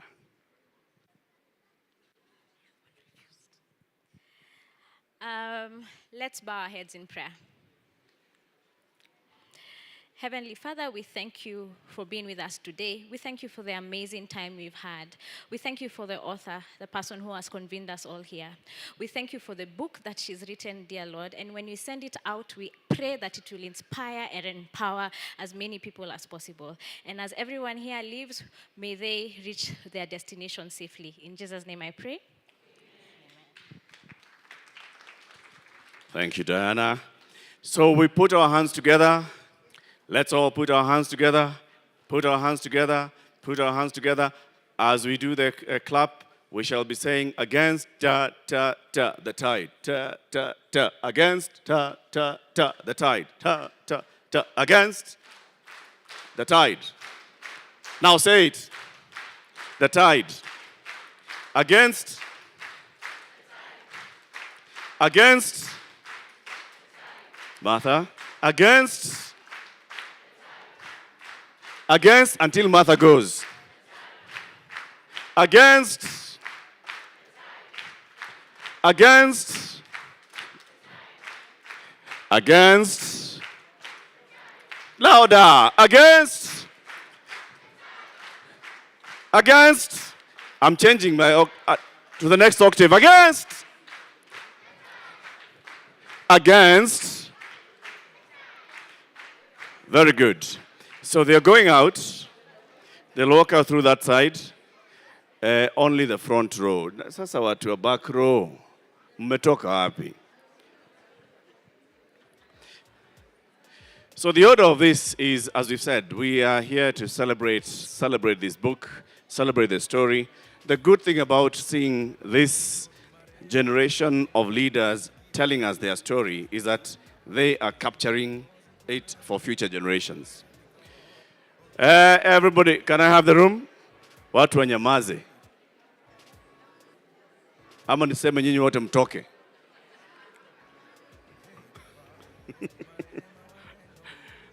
So we'll walk through these 2 doors.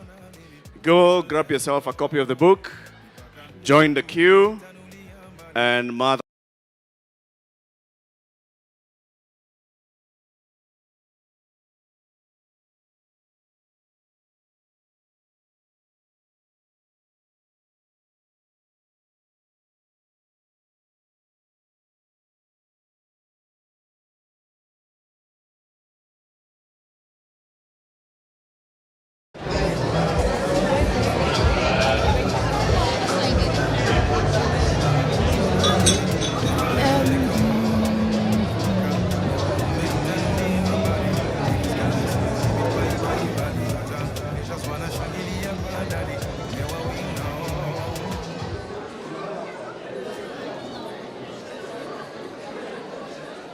Kamnyama, kuja.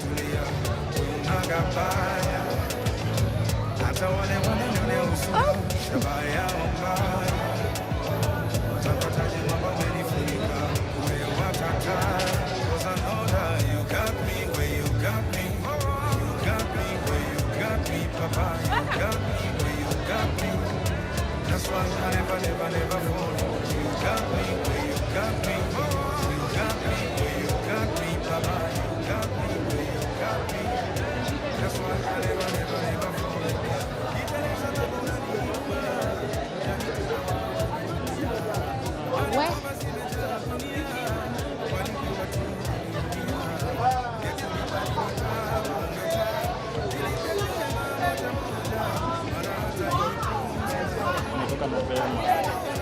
Hiyo ndio ilikuwa plan.